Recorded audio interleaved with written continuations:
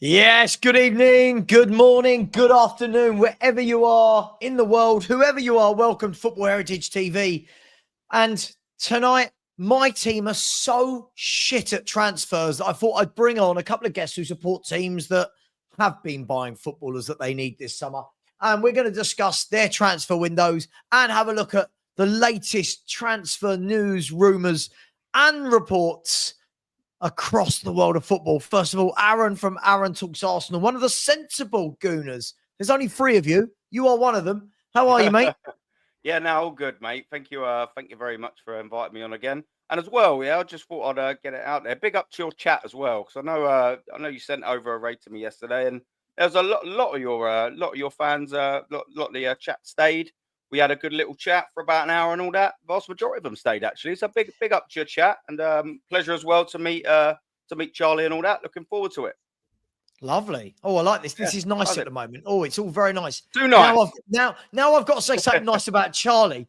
Mate, it's Charlie endless wearing endless list. I've got wearing Chelsea's on, mate. Not Chelsea's number 7. Club. No, mate. No. It's Kante, the Saudi top. Savva, it's what your greatest manager won the league with this team. How could you not? How do you not know? My greatest manager. Oh God. Goodness me. Get me back to the 90s. That's where I'm at. Guys, nearly £1 billion spent between the big four. Nearly £1 billion spent. We'll talk about it. There's a lot of transfers. It doesn't look like Arsenal at the moment, Arsenal, it's all gone quiet after your 6 or 7 signings. Chelsea, you lot are still very, very busy. My team, Jack Diddley Squat. Man City, very quiet, which is always concerning. So signed Trafford today, confirmed. Yeah, but I'm talking about something that changes the trajectory of the title race. Let's start. I want to start about the. Let's start with Hato and Simmons. Going to Chelsea. Are they needed, Charlie? Are you happy with this? And is this just a dick swinging competition for Chelsea, saying we can have any player that anyone else wants? No, we in terms of Joel Hato, we desperately need him. You know, Cucurella has been absolutely outstanding for us, but we've only got one left back in the squad, which is mental when you think of all the money that we've spent, over the last few windows, the way the squad's been put together. To only have one left back in the squad is kind of mad. At times last season, Gusto and James played there out of position. We did have Renato Vega filling that role over the first half of last season, but then in January, he decided he wanted to be a centre-back, so he left and went to Juventus, and now obviously he's going to be sold on, and they're going to make a decent chunk of money on him compared to what we paid for him. And so you look at around the left-back market, there doesn't seem to be that many names out there, and Hato obviously fits the bill.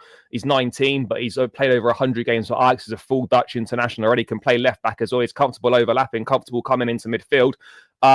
It's the perfect signing. If we can wrap that deal up, which we're heading towards that way for, somewhere in and around sort of 42 million pounds, I think it's a brilliant signing and one that we've desperately needed. In terms of Xavi Simons, again, another one of those players we were just discussing before we come on, someone that kind of plays on the left but will drift in. So you wouldn't call him an out-and-out left winger, but he's happy to play off the left coming in, or play as a number 10.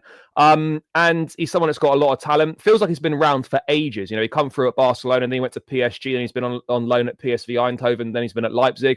He's only 22 still. There's plenty of ability there, plenty of talent there. And it just gives us another really good option to have going into a Champions League campaign. And he's a sort of player that, last season when we were going through our difficult run, in and around that sort of January to March sort of period where we're struggling to break low blocks down, he's a kind of player that can unlock the door. So the more quality players we can get in that attacking third, the better it's going to be for us. And just having the different options as well. We have Gittins and Simmons as options on the left. You can then have Simmons and Palmer in a 10, or Pedro can play 10. You can put Palmer on the right. You've got Esteval Willian. You've got Pedro Neto. And then you've got obviously the options up front as well. So just having different options is going to be a big plus for us. So those two signings are two that I'm really happy with. Hato, I don't want to say I expected him, but I thought I knew he'd go for him because he's one of the only ones where, in terms of a left back, that's really been linked with any of the top teams. And then Simmons is kind of like a bit of a pleasant surprise, really. So yeah, mate, I'm happy. I can't complain too much. Listen, if you had have complained, I would have a lot to complain to you about. Yeah. I mean, let me ask you, Aaron, Chelsea, from an Arsenal point of view, I'm guessing you must be looking at them in some sort of way as they're going to be in that top four with you. I'm guessing both of you think you're going to be in the top four this season. Have Chelsea done enough to catch Arsenal? Aaron, are you worried by Delap, Gittins, missing Pedro, Hato, Simmons? Are you, as an Arsenal fan, are you worried about that? Look, I mean, I think I'd be foolish not to be looking over the shoulder. Do you know what I mean? Absolutely, 100%. I said this earlier as well while I was on the live stream. I think they're a massive dark horse, Chelsea for the league. I'm not going to lie, you know, as an Arsenal fan, I'll be totally honest with you. I think it's going to be a 2-horse race. A lot of people think it's going to be a 3. I think it's going to be between Liverpool and Man City. And I actually think it's going to be Chelsea and Arsenal, who probably their third place would probably be their ceiling, if I'm being totally honest with you. Who is going to go to, I don't know. But what I do know is them getting a Simmons over the line, getting a Hato over the line, making them sort of signings. And I'll tell you what as well, when you consider that they've sold really well as signed really well, they haven't actually really spent loads of money. So what does worry me, once you'd expect the Hato deal, which looks furthest along the line, to go through, and should they also get the Simmons deal over the line, I don't think that's where they're going to finish. I think they're going to carry on spending. And I think when you actually look at the numbers, they've absolutely got a lot of scope to carry on spending. Who else they get in? That's the real trick. Because if they start signing a few more of your Hatos in different positions, like i.e., if they signed a good goalkeeper, a really good goalkeeper, isn't it? And a blockbuster centre back. If they get them two, and I don't know what they are, but let's just throw 2 names out there that would be more than feasible for Chelsea to sign: a Martinez, from Aston Villa, and say a Diamonde-esque style centre back. And obviously they both come in and work. You're looking at Chelsea and thinking, all right, well, they've sorted the goalkeeper issue out. They've got Hato in there now, who's solid, still young, but solid, great signing. And then you've got your big centre back in, and then you're going over the field, and they've obviously got great attacking talent anyway. You're thinking, if this clicks and this works out, it was always a matter of when, not if, for Chelsea, wasn't it? Because they was always gonna put money into it anyway. But I feel like they're on their way, well on their way to being back, to be fair. Yeah. I think what people, I think what people don't realise is as well, like with the money side of things, right? The Club World Cup winnings, that paid for Liam Delap and João Pedro. That paid for those 2 transfers. And then people always overlook how good we are at selling players. So João Felix has obviously gone to Saudi. You can say what you want about that. People are just jealous because Saudi aren't coming for their players or whatever. But I am. I am very jealous.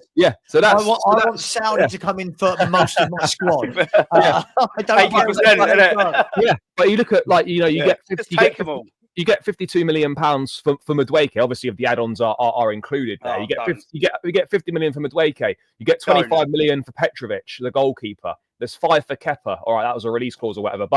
And then you get your 30 million euros for João Felix. Fine. You're going to sell Christopher Nkunku. You're going to sell Raheem Sterling. You're going to sell Amanda Broja. There's loads of players. We're going to get rid of Axel Disasi as well. Renato Vega. That's 5 there.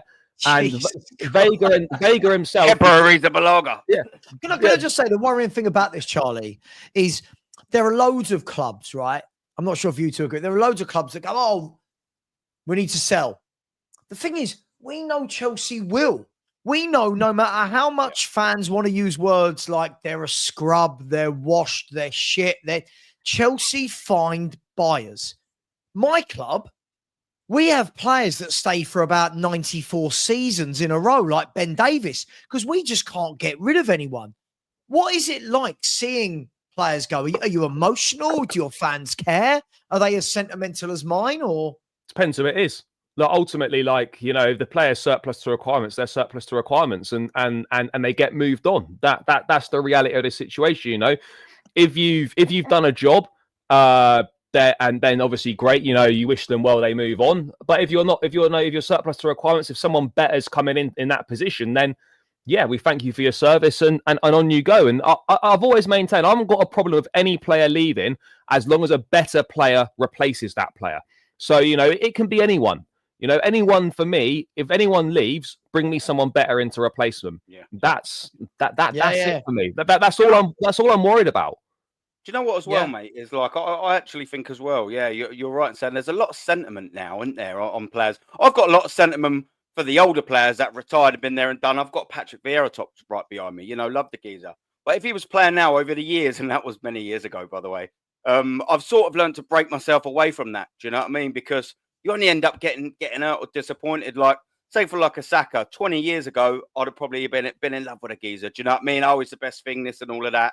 And if it had been sold, I'd have been going mad. Someone better coming in to replace him. And there's not many better, by the way, but for the point that I'm making, someone comes in and they're outperforming him. All right, Salah, off you pop. See you later. That's what it's got to be all about. You've got to curb that sentiment. You know what I mean? And obviously, yeah, go on. Sorry, mate. No, sorry, mate. I was going to say, like, I think, for example, like a Son, for example, Savva, if Son was at Chelsea, he probably would have been moved on 2 seasons ago, because you have to make them ruthless decisions. Like, you know, is when you start making footballing decisions based on sentiment, it never ends well for anyone. You know, you've got to separate the two things. You can be very thankful and grateful for the service, but you've also got to acknowledge that, you know, this player now, he's been brilliant for us, but he's not capable of giving us what he once was. Let's move him on. Let's go and get someone in their mid-20s who can come in, hit the ground running, and do a job for the next 4 or 5 years, and we'll be better. There's not just Tottenham, but many clubs. There's too much sentiment in football, and too many decisions are being based on sentimental values, and that's not going to move you forward and serve you best as a football club.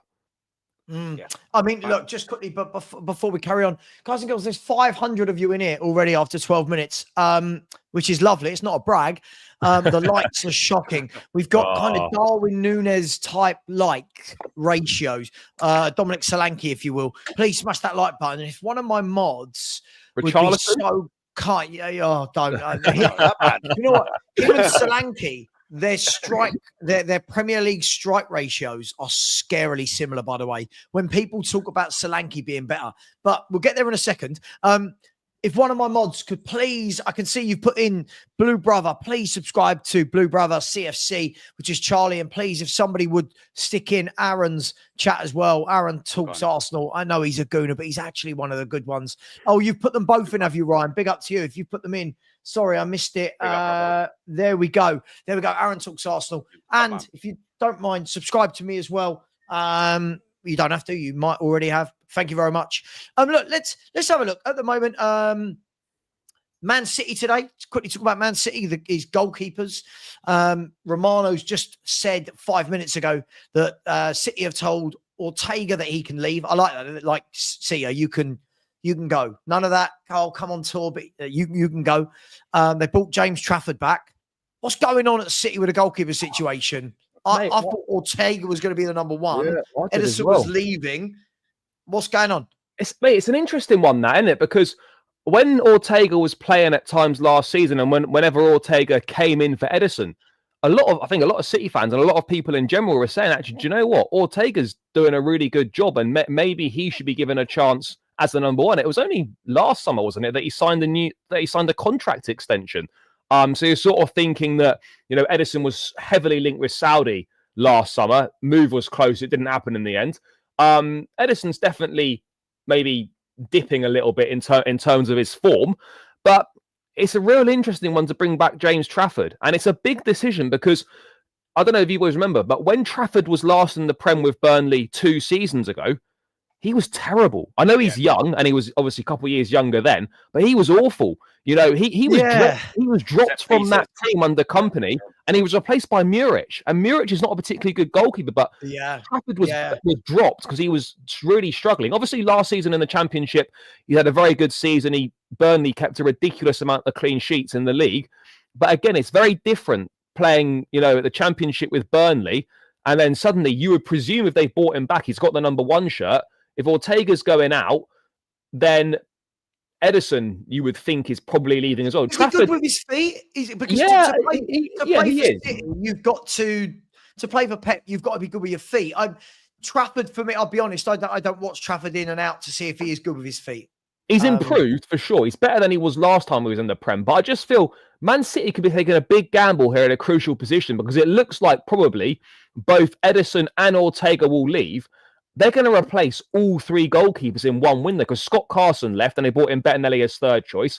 James Trafford's come in. You would expect him to be the number one.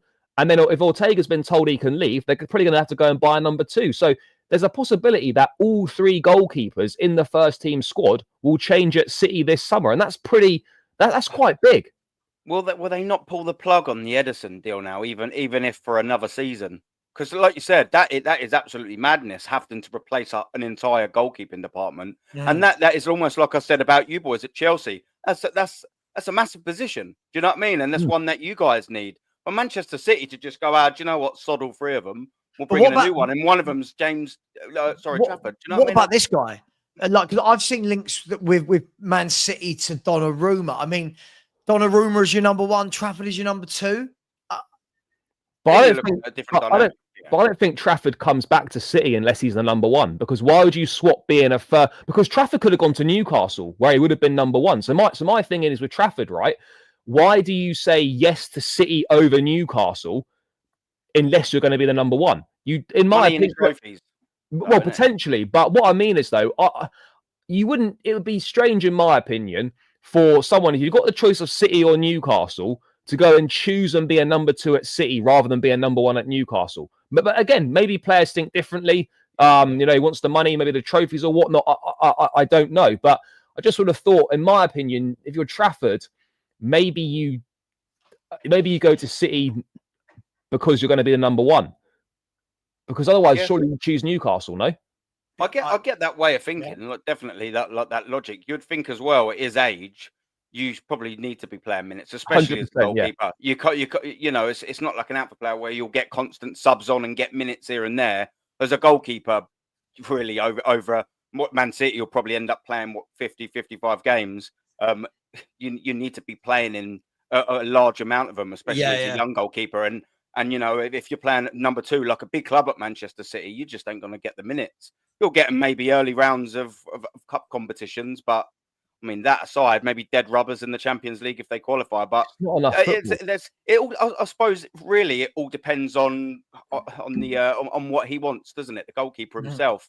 Do you know what I mean? Like we said, if he has gone there and he's been told he wants first team football and he's gone there for that, he's probably expecting it maybe will be the number one.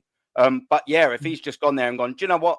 They're going through a little bit of a shake up in the goalkeepers department. Maybe I'll be number one and I'll also get a nice little pay packet and I'll also win a bit of trophies. It could be a little bit of both. I don't know, but it's Manchester City. That's a big law, isn't it? It's a big gamble though. If you're replacing Ederson with James Trafford, because by the way, I think Trafford has got the potential to become a very good goalkeeper. But if we're purely looking at it on next season and we're presuming here, no, we don't know for certain, but if we just presume that Trafford's coming in to be the number one, that's a massive gamble for Manchester City in a really important position in any title-winning side to replace Ederson, who's been phenomenal, to put a young James Trafford in, who last time he was in the Premier League was terrible, if we're being honest. So that is a big gamble from City, and it's not a gamble you see City take that often in terms of in really important positions. So it'll be very interesting to see how that one works out.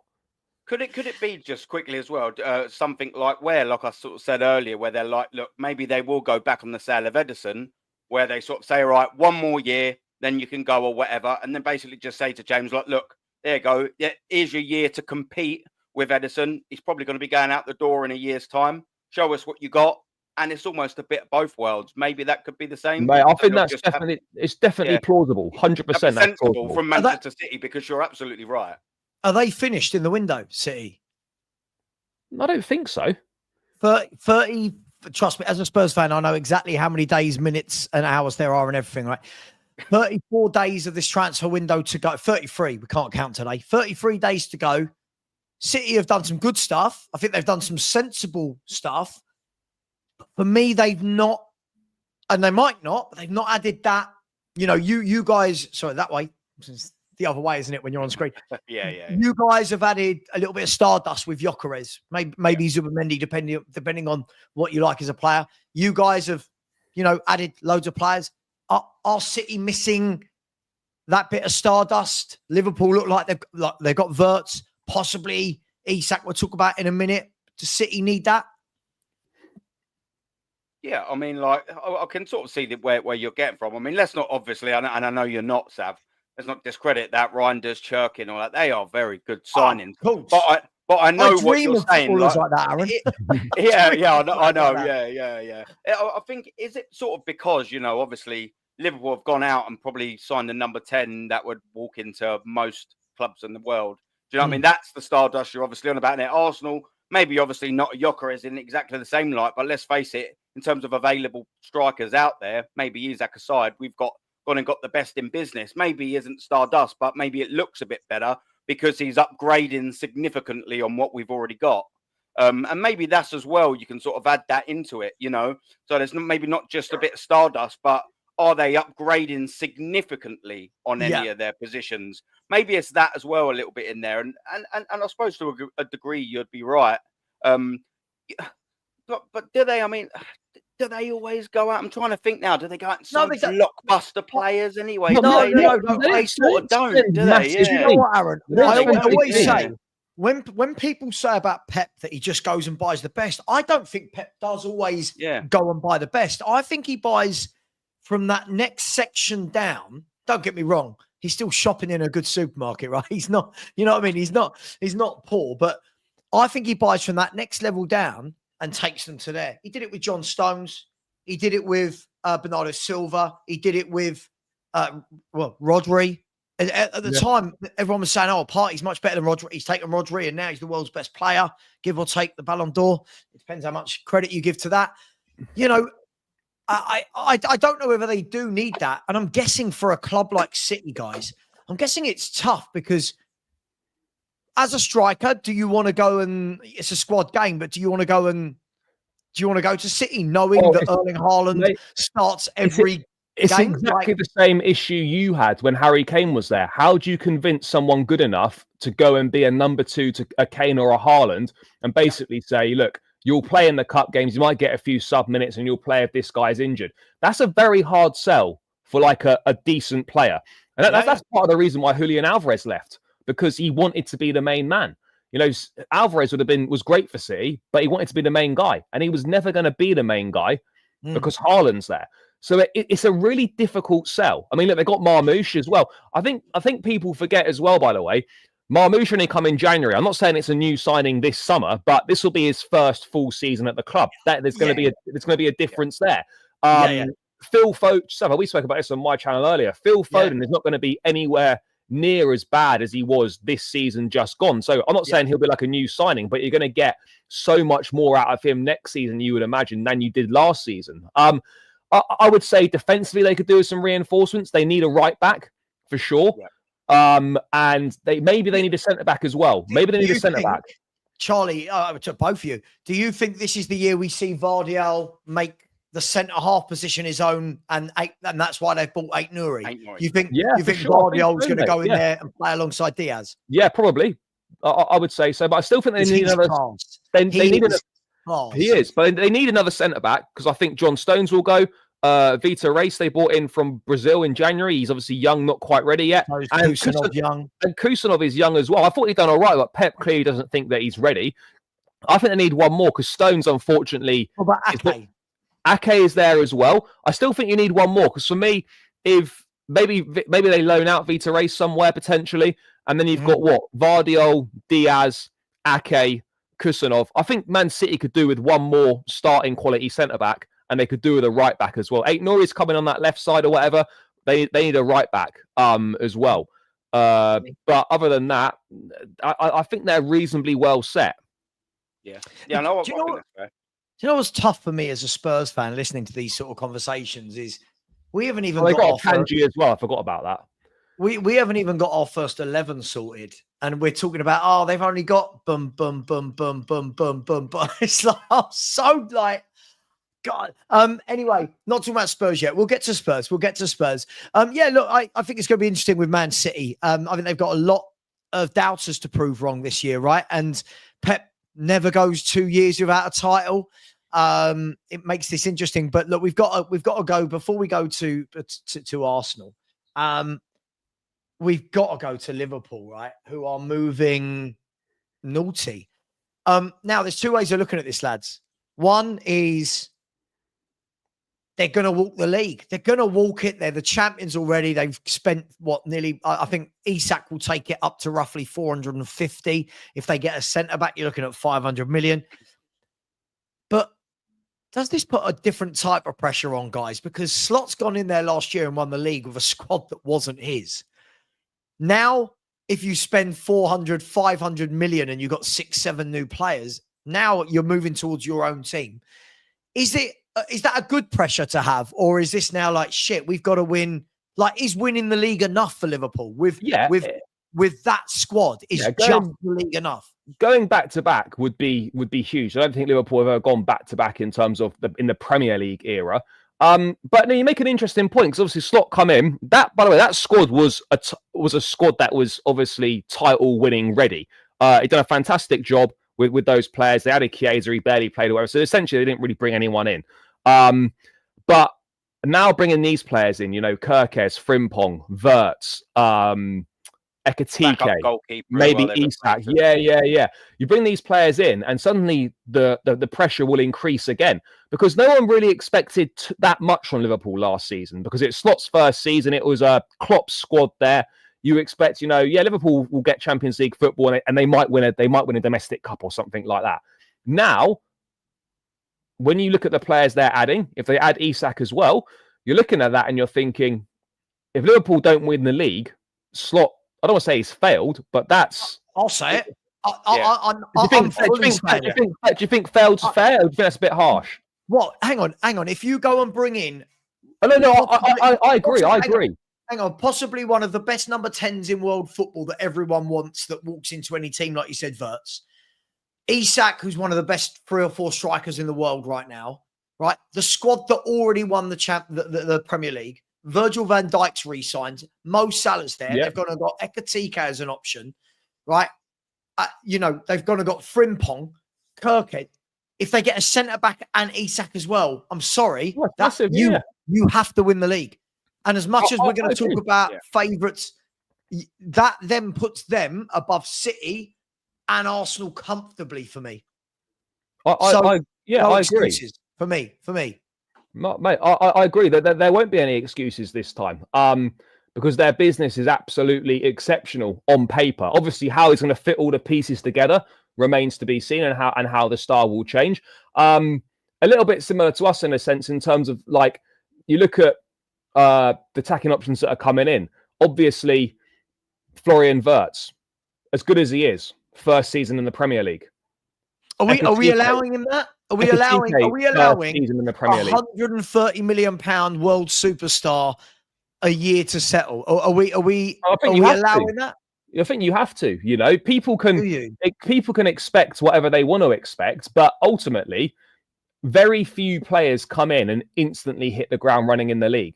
It could take him half a season to get up. I'm not saying he's going to come in. He's going to be terrible, by the way, but I don't think you're going to see from match day one the best of Florian Wirtz instantly.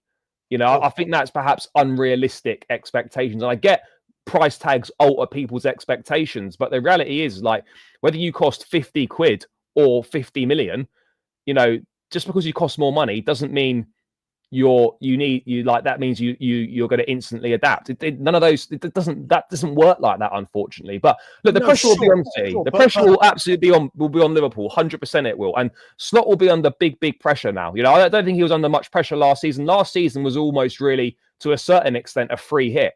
This season is not, because if you get Alexander Isak, you look at that squad, and that squad will be favourites to win the Premier League and should need to win the Premier League, and arguably that squad should be going very deep in the Champions League as well. No, I agree. I mean, Aaron, let me ask you. I don't disagree with Charlie in essence that players need time, of course, but I just think when you're signing the best players in the world in those positions, I'm not saying he is the best, but he's certainly one of the best players in that position in the world. Are Liverpool fans going to go, oh, it's all right, I have 6 months to settle in? Or are they going to, from game one, are they going to expect him to be a cop favourite? it's obviously tricky, like I said, because of the amount of money involved as well. And Yeah. I think expectations naturally would be we're spending 120, 30 million on this geezer. We sort of do expect him to get off and running, fairly quick. As an Arsenal fan, watching Thierry Henry and Dennis were a little bit sluggish to start off with, and that sort of speaks for itself. So I believe there should be a degree of a little bit of allowance, but I'm not going to be funny if I'm thinking about it from now on Arsenal perspective. We'd signed him, like for Gyökeres, let's just say. Yeah. Right. This is going to be my point. When it's other clubs' players, you go, they need a bit of time to settle in. When it's your own player at that sort of money, surely I'm expecting him. I'm expecting Gyökeres to if he's not going to smash in goal after the first 4 or 5 games. I'm expecting it very soon after. And I think Liverpool fans probably should be expecting Verts to come in and hit the ground running, as should they do with Alexander Isak, albeit used to the league, so slightly different there. I think as well, in terms of like Liverpool fans, you can't sort of be double happy with spending 400-500 million and not want the pressure of having to win the league. That absolutely has to come with the territory. And I'm not saying any Liverpool fans are unhappy with that, but if you're spending all of that money, unfortunately, a pressure is going to come with it. It's just an absolute fact. I mean, someone said in the chat about, do you think Salah's going to drop off? There probably will be a natural drop off from Salah in his numbers compared to last season, because his numbers last season were ridiculous. Doesn't mean his numbers will be poor, but there'll naturally be a bit of a drop off. But that drop off will obviously be more than filled by Isak if he goes, and it'll probably be filled by Ekitike as well. So they're going to bring players in where Salah's drop off, which will probably be slight, and he probably won't hit the same numbers he did last season. The drop off will be filled quite easily by an Ekitike and by an Isak. So it doesn't really matter if he drops off a little bit. Well, look, if it wasn't bad enough that we invited Arsenal and Chelsea here, we've gone and got Man United here as well. Flawless, my man. Sarcasm City, how we doing, bro? I'm good, man. Big up for having me on, man. It's been too long, so it's good to be here, man. Shout out to Aaron, shout out to Blue Brother as well, man. Blessings. Nice. We're just talking about Liverpool. I mean, it's almost nauseating being on panel shows with Liverpool fans, because they're just all of them. The look, it's like a permanent smile. Yes, it is. In your mind, Flawless, the two questions we just asked. Well, if they don't win the league, is it a failure? 2, do players like Verts have time to settle in? Is the expectation going to be go immediately? Yeah, if they don't win the league, it's definitely a failure. 110%. That's with or without Isak. All Isak does is add to that and would increase how much of a failure it is. But let's say they don't. Even without Isak, they're your overwhelming favourites, right? No, they are the favourites, yes. Even though without Isak, I think City win the league, because I think Pep's on a vengeance mission. I've said this. I think Pep is going to be on absolute. He's going to be militant this season, and the fact that people are just writing them off is crazy to me. Pep's over there. They've signed talent. Yes, they do have deficiencies. Yes, defensively they don't look the greatest, but it's still Manchester City overall. So, but Liverpool are without Isak, they are the favourites. If they do sign Isak, I would then pick them to win it. If they do indeed. So, of course, it would be 110% a failure. And yes, Vert is coming with a lot of hype for big money. There's no adapting. You have to hit the ground running for 100+ million. There's no waiting around 2-3 months or 6 months or waiting a season. If he was 12 million, I'd understand it. But look at the money that's been spent, the quality of player you are, all the hype surrounding you. You have to hit the ground running. And I think most Liverpool fans would expect that too. Also, can I just add something into what you said as well? Because I get where you're coming from. But I think it's almost like if you do start sort of a little bit sluggish, because you're saying you have to hit the ground running. I think let's just say it does take you 2 months. Take Verts 2 months to settle in. Let's just say it does that. I think it almost doesn't really matter as long as he absolutely smashes it at the end. Liverpool fans wouldn't care less. So let's just say he did look a little bit sluggish for the first 2 seasons in October, and he's not really found his form yet. And all of a sudden, October, bang, November, bang. And he helps lead Liverpool to glory. No one's going to really care about that initial bit in it. So I suppose sort of in it, well, yeah, you should expect maybe them to come in it ground running. Essentially, if it takes them a little bit of time, but they end up good at the end of that season and smashing it. people won't really care Of sort of at course. the end of it, were they, innit? Do you know what I mean? Yeah, because of course, overall results matter. So if they Yeah. do end up winning the league and he has like Salah had a little bit of a drop off. Liverpool fans don't last season, but Liverpool fans don't care because of what they did. But with him, they can't. The reason why I say that it's a lot of pressure on him because the hype surrounding him. Yeah. And rival fans are going to make it worse. I'm included in that. Yeah. I'm head honcho. If Verts is not at it from game one, I am on his case. Even if they win games, if he's all this hype, so you can't crown him the king, say he's one of the best 10s in Europe, which I believe he is. He's supremely talented, which I believe he is. He's going to one of the best teams in the league. He's playing there with the best right winger, arguably in Europe, definitely in the league. To me, there's no excuse. Of course, further down the line, if his form picks up and they end up winning, results matter. But that noise surrounding him is going to be loud. I've seen people crashing on him for preseason. I think he lost the ball for one of the goals they conceded. I didn't watch, but that's a prime example of what I'm talking about. Yeah. Heavy is the head that wears the crown when you go in for that fee and you're at Liverpool Football Club as well. Same with Isak, who I'm a big fan of if they sign him. Same difference. Obviously, there's more expectation on him because he's joining. There'll be more money, number one. And number two, he's joining from within the league as well. But of course, overall, it's go and win the Prem, go win the Champions League for them. But I'm saying in the meantime with that, they have to.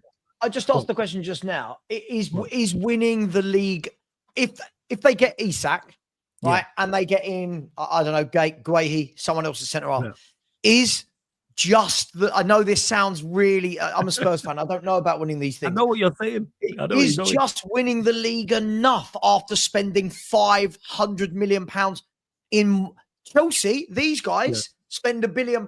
Everyone loses their mind. They spend it over for 2-3 years. If the champions spend 500 million in one window, is it just enough to just do what you did the year before? Or do you have to go and do a treble or a double or something? I think it's context. That's what I would say. It's how they go out. So if they win the league, but they don't win the Champions League and they lose the semi-final or the final to PSG, for example, or Barcelona, for example, and it's competitive and they go out by a goal or they go out on penalties, everyone will go, all right, fairs, but they are under pressure it can only be that. You can, because I was having this conversation with one of my guys on my channel, Sai, a couple of days ago. And I'm saying, if you put Isak in Liverpool's team from last season, do Liverpool win the Champions League? I think they do. I think they knock out PSG. I think they get past Arsenal, and I think they beat Inter Milan. So therefore, it's only quote unquote acceptable, because it's not acceptable, but more understandable, depending on. There's no going out to Inter, can't go out to Bayern Munich, can't go out to Chelsea. Like, it has to be a top tier team, and it has to be close. You mentioned there 500 million. That's how I personally look at it. Has to be close. Yeah. Well, do you think as well? Do you think as well with that? Like, obviously, this is all hypothetical now, but with that 500 million they're going to spend now, and it could easily get above that. Do you think that might not be an investment? And by that, I sort of mean, let's just for argument's sake say they don't, for the next 2 or 3 windows, 2-3 seasons, they don't really spend that much. They buy the odd here and the odd there, but this is the core of their next 3 years. If then you'd say, to answer that question a different way, they won the league next year, and Savva's like, is that enough? And I totally get Sav's point. You know, you spent all of that money to just win the league next year. But let's just say they don't really spend a lot of money for the next 3 years and win a league and a Champions League and an FA Cup over the span of that 3 years. Then you can almost answer that question slightly differently, because you're thinking, okay, then the investment of 500 million was spread over that and they've won all of this. Sure. I mean, I don't think they've got. For the season alone next. Yeah. I don't think they've got that much more they need to do anyway. Really, the next major thing I would look at Liverpool would be doing. They'll have to get a Mohamed Salah replacement, and I'll get a Van Dijk replacement. But that won't be this summer. That could be next summer or in 2 summers' time. So if you actually look at their team, I don't think they actually need anything. You know, they get Isak in if they can do that, and then in theory you could sign no one next summer, injuries permitting and whatnot, and then you can go again in 2 summers' time when you look to replace Van Dijk and you look to replace Mohamed Salah. So yeah, okay, you could look at it in one window. Yes, it's a huge outlay, but if they don't spend much over the next 2 summers, if you looked at that outlay over 3 windows, it's suddenly a very different. You're looking at a very different viewpoint. Yeah, it's dependent on, again, what the competition do surrounding them as well. Yeah. What do Manchester City do? Is Pep still there, for example? What do Arsenal do? because Arsenal are I actually think Arsenal have had a good window so far. Good business, Arsenal's biggest problem, I've said this, is Arteta. They get rid of Arteta and actually get a very good manager. Yep. They're a whole different. So if they do replace Flawless. Arteta, if Dave told me, not all of them, because like Aaron's quite level-headed, but most Arsenal fans have told me for 3 years, all we're missing is a number 9. A striker. Right? They have to win now. There's no excuses. Yeah. So the back four is the best back four in the country. We know that. That's not changed, right? Best midfield, yeah. Right. Their midfield is strong. Yes. And now they've gone and got world-class players like Madueke and Gyökeres. No, and now they've gone and got Gyökeres. Arsenal, where do Arsenal go? Because they have to win. They have to win the league. Second place finishes. Yes. There's only one place to go. They yes, again, in when you look at it like that, you're right. They have to win. Biggest issue is their manager. Because I've said this. With the addition of Gyökeres, I think the talent is there for Arsenal to go and win the league. I think there's the talent is there. Even though they're the best, the talent's there. The squad is good enough. The 11's good enough. Arteta is the biggest problem. So back to the Liverpool side of things, you don't know what City are going to do with Pep. You don't know what Arsenal are going to do as well. And you mentioned the 3 second place finishes. You have to strike. You have to win when the opportunity arises, because winning the Premier League is not easy. You don't get many great opportunities to win Premier Leagues where your squad's right at it and the rivals surrounding you are not the best. That's why with Liverpool as well, man mentioned the ages of Van Dijk and Salah. That's why they have to win over these next 2 years. Yeah. If they don't win over these next, I think I would class it as a failure. But for Arsenal as well, briefly, that's why last season particularly was such a massive missed opportunity, because Man City weren't there. No one expected Liverpool to do anything. If Arsenal, in my opinion, if Arsenal are going to win the Premier League, that was their best opportunity, and they were absolutely nowhere near. So why did people? Yes, obviously they got Gyökeres in. Yes, they've bought in Zubimendi and whatnot, and they've made some good additions, right? But why is there just sort of a presumption that Arsenal are suddenly going to be better than Liverpool? They're going to be better than Man City. No, that is hope. Exactly, and they love that hope. They love that hope because we know how they've got the number 9. But we know how difficult it is, right, to year in year out challenge and compete and win. You know, yes, all right, Arsenal fell short the last 3 years, but you shouldn't underestimate how much that takes out of you, constantly picking yourself up after coming second, falling short again and again. Like, I wouldn't be surprised if Arsenal, you know, were 3rd or 4th next season, because it's just taken so much out of them. Someone's got to be. Someone's got to be. Someone's got to be, right? Like, I just feel their opportunity was last season, and they dropped the ball big time. That was such a good chance. I think that was their best opportunity, and I don't think they'll get near for the next 3 or 4 years now. That's where they messed up. Do you know what makes that even more of a missed opportunity as well? Not just, you know, obviously having Manchester City, you know, going a little bit sort of funny, and you're thinking now's the time to catch us. What we've done in the transfer market was embarrassing. So you could almost say all they need is a number 9. Now, if Arsenal got Gyökeres last year, you might sort of say maybe the season could have been a little bit different. You don't know. That still wouldn't have been enough, in my honest opinion, by the way. But you won't get another season where Manchester City have a stinker like that. And not only that, Liverpool didn't spend in the window either. Manchester City didn't do that good business. No title race at all. You know what I mean? There was no relegation battle. That's it. We're now looking at the last season. Not only did Arsenal decide to not capitalise in the transfer market, they stank the place out. They actually got worse. And now their competitors didn't even spend. You look up this season and fast forward that. I think it was you, Flawless, a minute ago that said Arsenal's had a good window. And in isolation, it has been a good window. But when you actually look at what our rivals are doing, and especially Liverpool, who, by the way, finished 10 points above us last season, who, by the way, probably would have finished 15 points above us last season if they didn't take their foot off the handbrake. You know, you're looking at that and thinking, all right, we've got to make up 10 points on these geezers. And they've just signed Isak or Nick, there or thereabouts, and they've signed Ekatike, and they've signed Verts, and then they've replaced Trent with Frimpong, and they've signed Kirkes, and they've replaced and you're sitting there thinking, well, we've got our striker now. Zubimendi, he's a good player. Is he a massive upgrade on Thomas Partey? you'd probably say no. And you know, there's context, and I'm not saying Zubomendi's a bad player, but is it levels above Thomas Partey? I don't think so.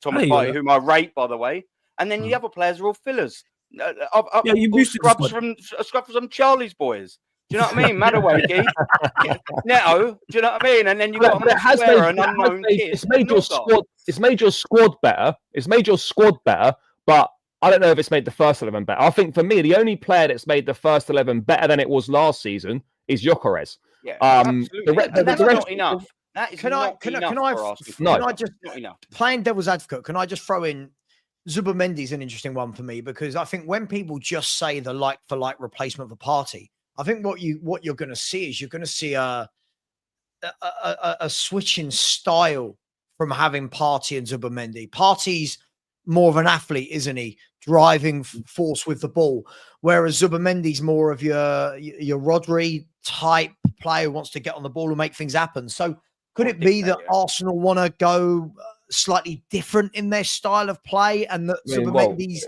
being talked down a little bit? Potentially. I mean, their style of play can't be much worse than it was last season, because the previous seasons they are playing some of the best football in the league, and then last season they literally went down, and they were.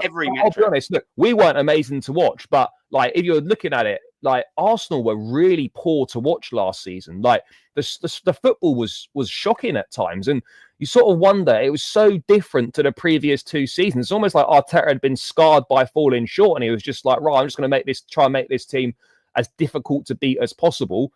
And then if we get a few, we'll just get goals from set pieces. You know, I don't think you can win a league that way. I mean, you look at how the football Liverpool play. When you look at the football that Man City have played in the past, right? If Arsenal, I'm not saying Arsenal have to play like that, but I think they've got to move a bit more towards playing like that, rather than just constantly relying on set pieces and just playing largely uninspiring football. I mean, there's got to be more of a reverting back to the type of football that was being played a couple of seasons ago compared to what it was last season. Because last season, it was just a massive change for seemingly, I couldn't really see any reason why he had to change that. I think he changed it from what you said, because he fell short. So it was the thing of getting scared rather than going with it. Because when you look at the last, 10 years of winners in the Premier League, it's very rare that it's a team who doesn't dominate and get on the front foot. Being pragmatic doesn't really work anymore in regards to going to win Premier Leagues types of things. And managing matters, because when Slot took over Liverpool, people can talk about the deficiencies in the Arsenal team, and I hear it. No one looked at that team and said they're Premier League winners dominant. No one looked at that team. Take Salah out of there. The only team in the world that can win something playing pragmatic is got to be a Europa League final that I've just seen flawless. It can. David Savva, you're spot on. When it comes to Champions in a one-off game. In a one-off game, you can do it. You can't do it over 38 games. Sorry, I'm being shameless. You get found out. Congratulations as well. On as a Spurs fan, we don't get to be shameless that often. And that's to win it, we had to stick 10 men behind the ball. So, and it works. Do you know what as well? Yeah. I'm sorry, Sav. No, I was going to say, like, I want to look. Still keeping it on the transfer theme. I want to move it to. I want to move it to Man United. I do because the interesting thing. Actually, just quickly. Actually, I'll come to that comment in a minute. By the way, please smash that like button, people. We're doing okay with the likes. We've got 240, 600 of you in here. Come on, let's get that to 400. Let's get 2 in 3, shall we? And please. If one of my mods, again, would be so kind to stick in the links for Blue Brother, Aaron Talks Arsenal, and for Sarcasm City, that would be amazing. Please subscribe to all these great creators. No, we're not going to all start screaming and shouting and having those silly conversations. We're going to have some grown-up conversation. Oh, that's what I was there for. Oh, man. Yeah, but the problem is I'd have to be so shameless about my club to be upset about anyone saying anything bad about it. You can't do that. Where was I? Yeah, so please in the chat, please do that. Thank you very much. And a super chat just quickly from big up to Chop Cheese, said, Savva, what are these gentlemen's opinion on Spurs? We're gonna get to our club. Don't worry, Chop Cheese. I'm going to let everyone have their say on the world beaters that are Tottenham and the amazing transfer window we're having. So don't worry. European champions, Savva, man. That's how you should refer to yourselves, man. European champions. Exactly how we're acting in this transfer market, like European champions. You're going to play in the Super Cup soon, Savva. You know, you got to, you could be super European champions. Yeah, exactly. hang on, save all your shit for Spurs in a bit, all right? We'll get to slagging off Spurs. It's fine. It's fine. We'll come back to that chopped cheese. And this question as well, Wayne, I will get to them afterwards. But by the way, there isn't a Liverpool fan here, but I will still ask them about Romero, so don't worry. Guys, Man United, obviously Spurs, Man United, it was billed as the game for this game's crucial because whoever loses this game, they're going to have a shit year next year. They're going to have a shit transfer window. Man United lost, Spurs won. Yay, well done, Spurs. And at the moment, I'm interested to see if Flawless is fans. At the moment, one of them's having a decent transfer window, Flawless, and the other one is Tottenham. What's going on with your window? Cunha, Mbuemo, Leon. What's going on? Possibly Sesko or Watkins. Yeah, they're saying so. In regards to, you mentioned it about the loser of that game, quote unquote, having a bad window. The only reason why I never looked at it like that even before the game was because Manchester United can still do business that helps us improve. It's not hard to improve from the situation we was in. I don't think and Mbuemo and Cunha are proof of that. Two of the better attackers in the league. We signed them both at good prices. Love both of those signings. If someone would have told me you're signing Mbuemo and Cunha by mid-July for the prices we signed them for, I would have been like, no chance, no way. Especially with the teams that Mbuemo rejected as well. Also, Newcastle were in for Cunha, and other Champions League sides were in for Mbuemo as well. So that's a great start, but just in Manchester United fashion, we just didn't kick on there. So I appreciate that, Ryan G. There's so much more work to be done because our team is so far away. I've been saying this. Sesko, Watkins, would prefer Watkins, yes, because we need a striker, desperately need a striker. Need to improve the rest of the team. The midfield, messed up with not selling Bruno. That 100+ million we should have took for him, because then we could have signed 2 midfielders for that. Goalkeeper, again, reports were coming out saying that Emi Martinez, that deal's not going to go down. Potentially Onana could stay, which is crazy. And then the biggest fault, the manager's still staying, because there's no way Amorim should still be here. That's the biggest issue. No way that manager should be here. Not a chance. And he still is. So. Okay, so let me. Do you know what I love about YouTube? Right, I love it that when we look from the outside in at another club, we can go, "Oh, they've had a good window. Oh, I like this player. Oh, that manager's good." But then when you speak to the fans of those clubs, it's like, nah, not having it. I'm not sure how you can say it's a good window for United, though. Like, Cunha and Mbuemo are great signings, right? But if you're coming into August and you sign 2 players, and you know what Man United need to do and how much work there is to do. You're not going to do it all in one window. I get that, but surely most United fans would have, like, if you told them, "Oh, we only would have signed 2 players by virtually August," probably wouldn't be happy with it. And in terms of getting players out as well, as a lot of players that do need to leave. I think the centre forward one's interesting, right? Because Watkins and Sesko, it seems to be between one of them two. I mean, realistically, if United had the money, they should be trying to get both of them, but the finances probably aren't there. You probably sell Højlund and you bring in Watkins and Sesko. That would probably be a better way of doing it, but I'm not really sure if that's possible. But I agree with Flores. I actually think that for where Man United are right now, Ollie Watkins is a more beneficial signing for the short term. For the next 2-3 years, get a Watkins in, knows the Premier League, will score you goals. And if you look at Mbuemo, Watkins, and Cunha as a front three or whatever, right?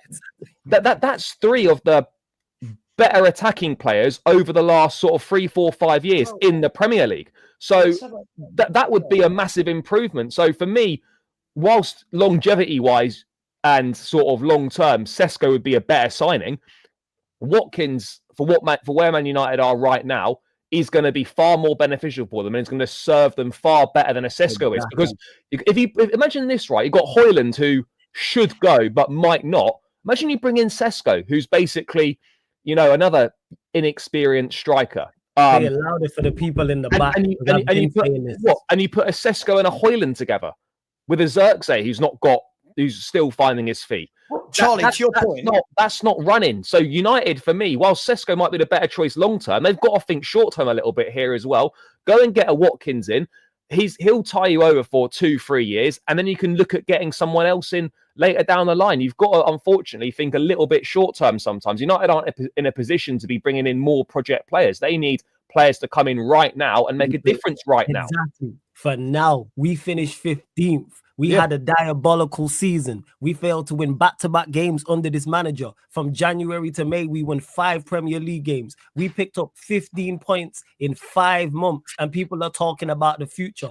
Deal with us now. We, on average, from January to May, won 1 Premier League game per month.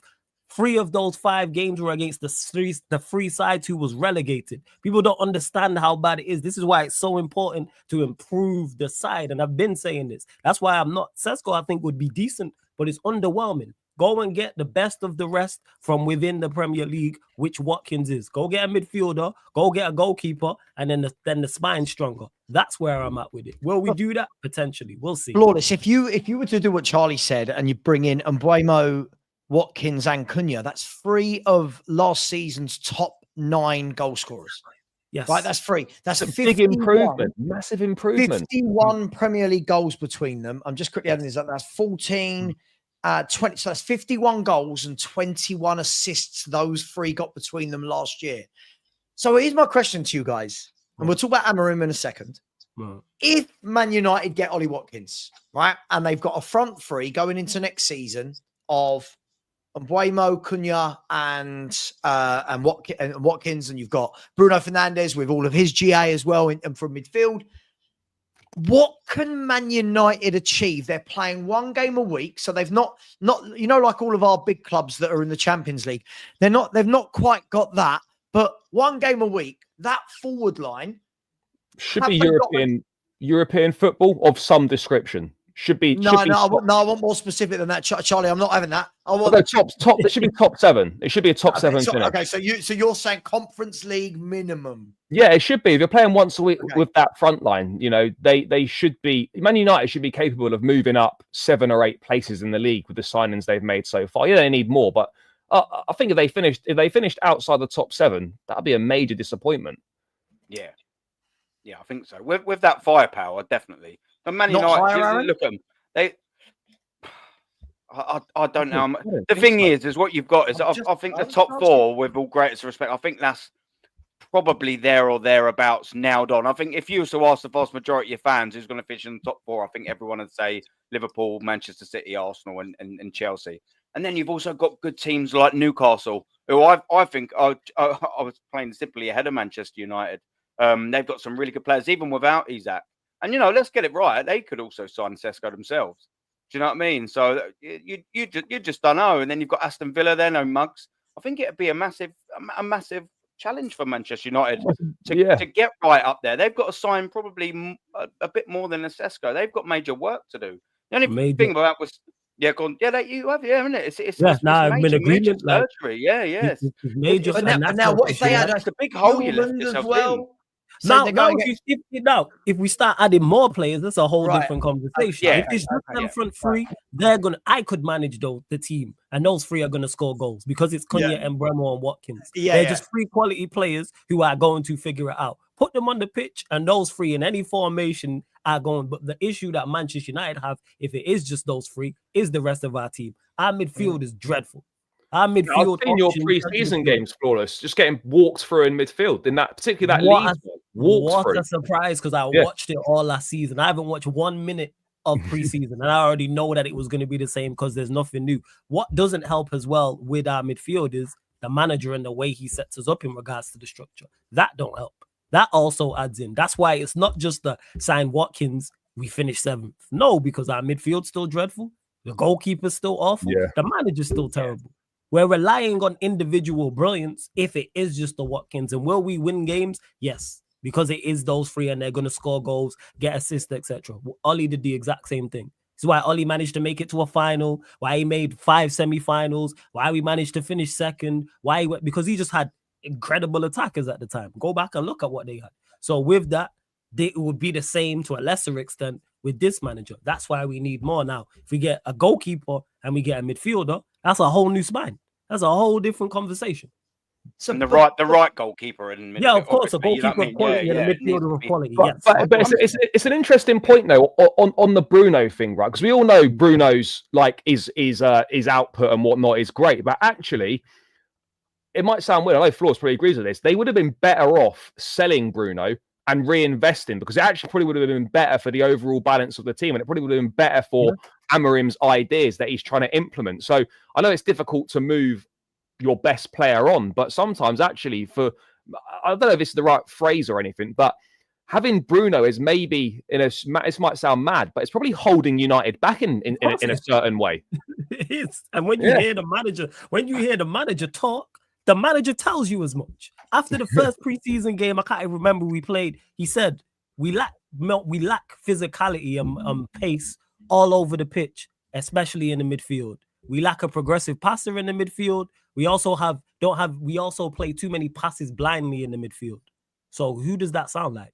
But you chose to keep him, and this guy don't fit your system. And then you mentioned the GNA, which I actually think is Bruno. Bruno's a final third player. Yeah. You want the best from him, you put him in the final third, whether that's as a 10, as a 9. You're now playing him further away from the goal.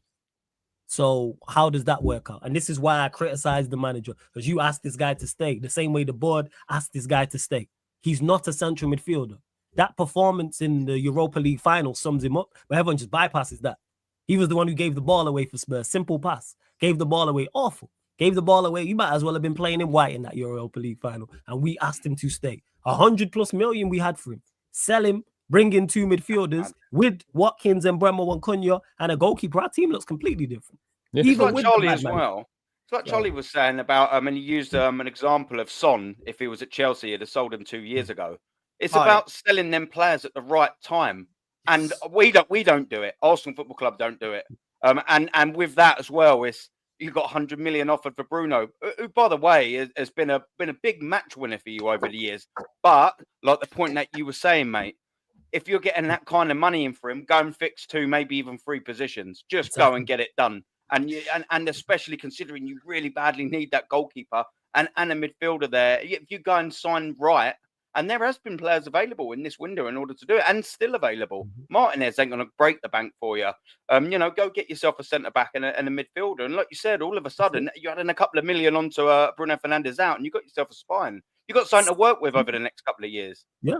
Again, simple. I mean? And we just hear, you know what I'm saying, on Savva's channel figuring this out. And these people are paid thousands of pounds a year to make these decisions. That's what it feels the world to right, boys, isn't it? These people are paid very, very well to do, and they don't spot the obvious. I'm like, Bruno, central midfielder. Even if you talk to someone who's swears by Bruno and thinks he's the greatest thing ever and thinks he's Manchester United's best player and he's one of the best players in the league, will tell you he's better in the final third. But then we've went and signed 2 10s who I think are both better than him, and you're looking at a striker. So there's no place for him in the team. And then someone offered you 100 million for him, and you turn that down to then play him out of position. And there's players that have been available, as Aaron says, and I think I've just seen it in the chat now. I was about to mention it myself. Why weren't Man United all over someone like Richard Rios? He went to Benfica for 30 mil. Like he would have made a different because we kept Bruno, man. That's why. Yeah, but this is it. Like I think when people are talking about about Bruno Fernandes, what I think maybe people need to look at it from this point of view: where are United better off keeping Bruno and not investing in the positions they should, or are they better off selling Bruno and bringing in another midfielder, bringing in another striker, bringing in another and a goalkeeper? Is it better to have Bruno but say no new goalkeeper or no new midfielder? Is it better to get rid of Bruno, have a new goalkeeper, a new midfield player, and a new striker? That's going to be better for the team, surely. Exactly. Surely, it's blatantly obvious that that's better for the team. But people will swear by you and say, "Nah, we shouldn't have sold him." I've had people tell me that it was the correct decision to keep him. Can I ask though, if I'm not wrong, guys, feel free to shoot me down. Wasn't it the fact that United were going to sell him, but he and his wife turned down going to Saudi? If I remember rightly, is that he didn't want to go? No. This is what it was. He was considering it. Because even after, people forget this, after the Europa League final, he made comments that I think it was the day after, not even 24 hours. Yeah, he was thinking about his future, He said, if the club want to sell me, I will go if they need the money. So the report said he was talking about it with his family and he was deciding whether to go or not. So he's considering it. Cool. If a player don't want to be here, sell him. The manager and the board said no. The manager begged him to stay. Amorim wanted to keep him. The board wanted to keep him. Because if they didn't, you accept that bid and say, hey, go talk to them. idiots who run my football club, man. The decision making is baffling, and people backed Ineos, and the list is as long as my arm in regards to the poor decisions they've made. That's just one of many, and it's just absolutely. Do you want to swap owners? Had to think about that, didn't you? No, you're going from bad owners to bad as bad leaders. Right. Bad he is leaders. These are terrible as well. No, I don't want to. Yeah, would you rather have 100% Glazer ownership than Glazer and Jim? It's the same. It's the same, isn't it? Yeah, it's the same.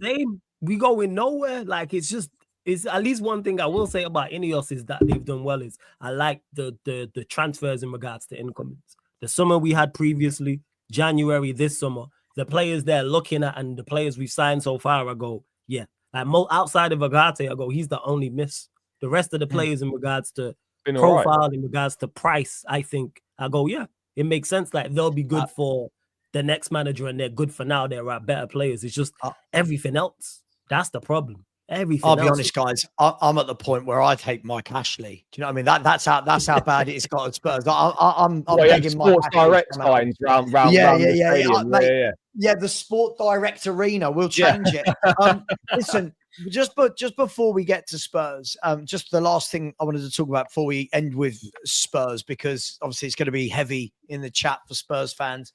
And we haven't moaned about Spurs for about 2 hours, have we, everyone? So we're going to need to in a minute. The big signing that it looks like is going to be this summer is Isak. And I want to talk about it from a Newcastle perspective more than a Liverpool. We know what it does for Liverpool. For Newcastle, I'm going to ask this. Is it the end of the world if Isak goes? And what I mean by that is this. I think they know where they are in the football food chain, as do most clubs. Right? We know where we are. We know who comes calling and we go, I bow down to you. You're going to take our players.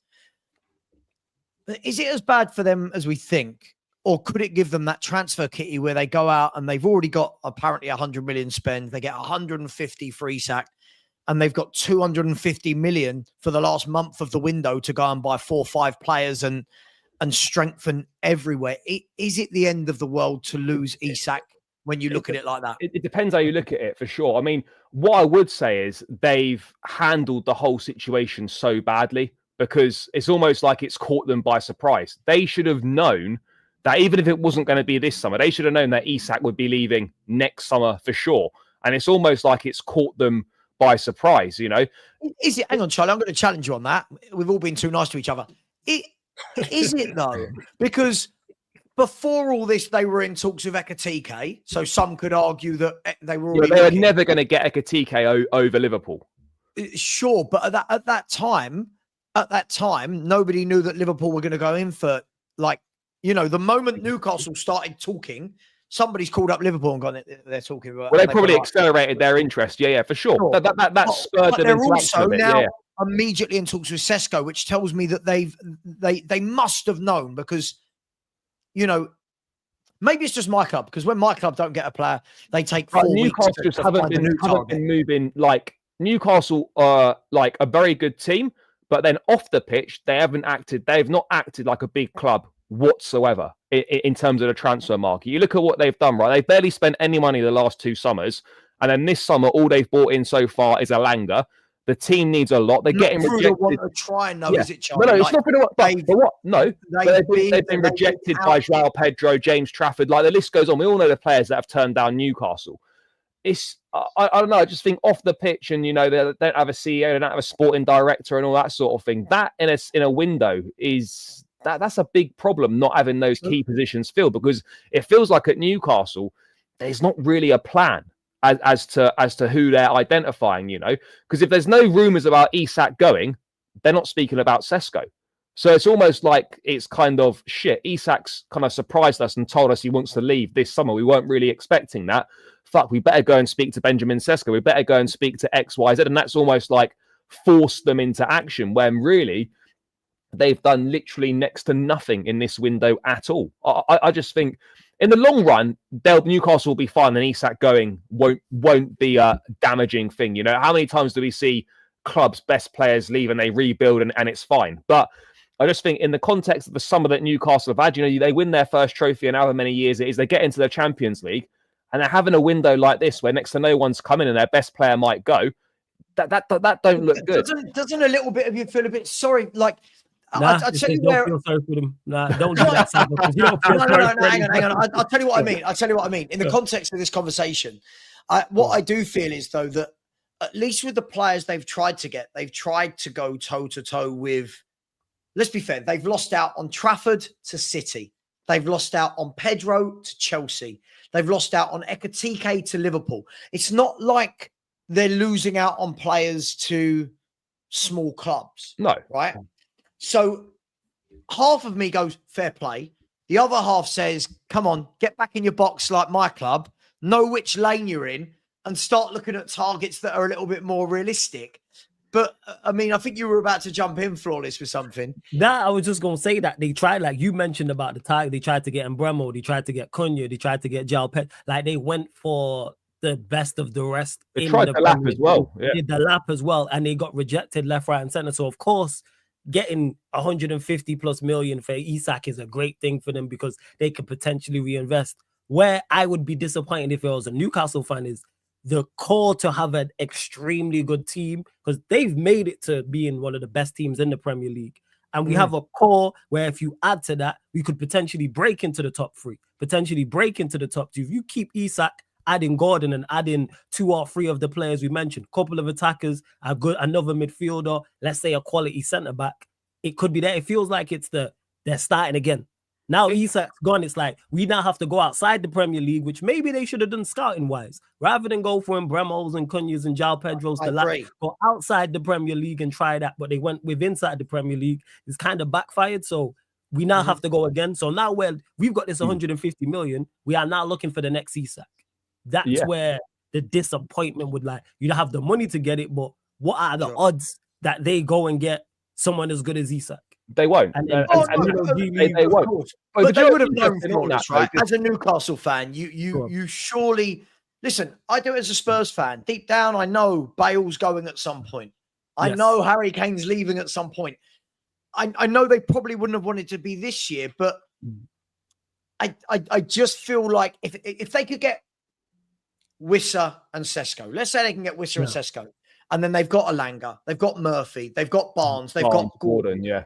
That's 6. That's a lot of goals there. There's a lot of players there that, and then still a lot of money left over to pad out, right?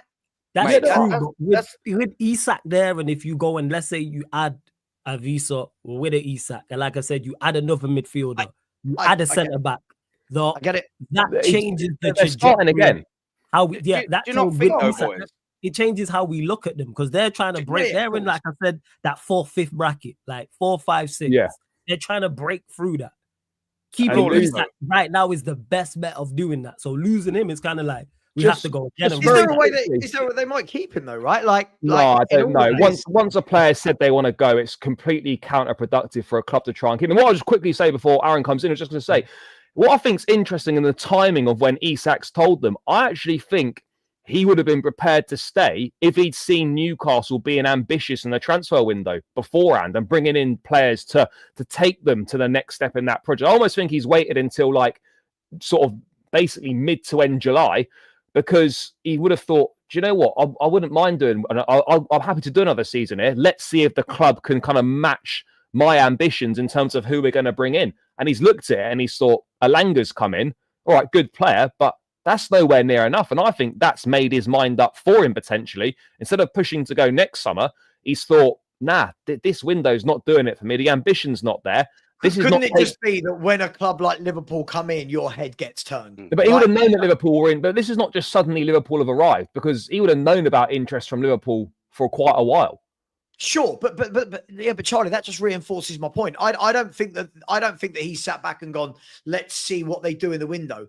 Let's be fair. Footballers, as I always say this, there's a food chain with clubs, with players. Yeah. He knows where he is in the food chain. He sees that all these strikers are moving in the window. He sees that all these clubs right now need a striker. They might not next season. They need one right now. Yeah.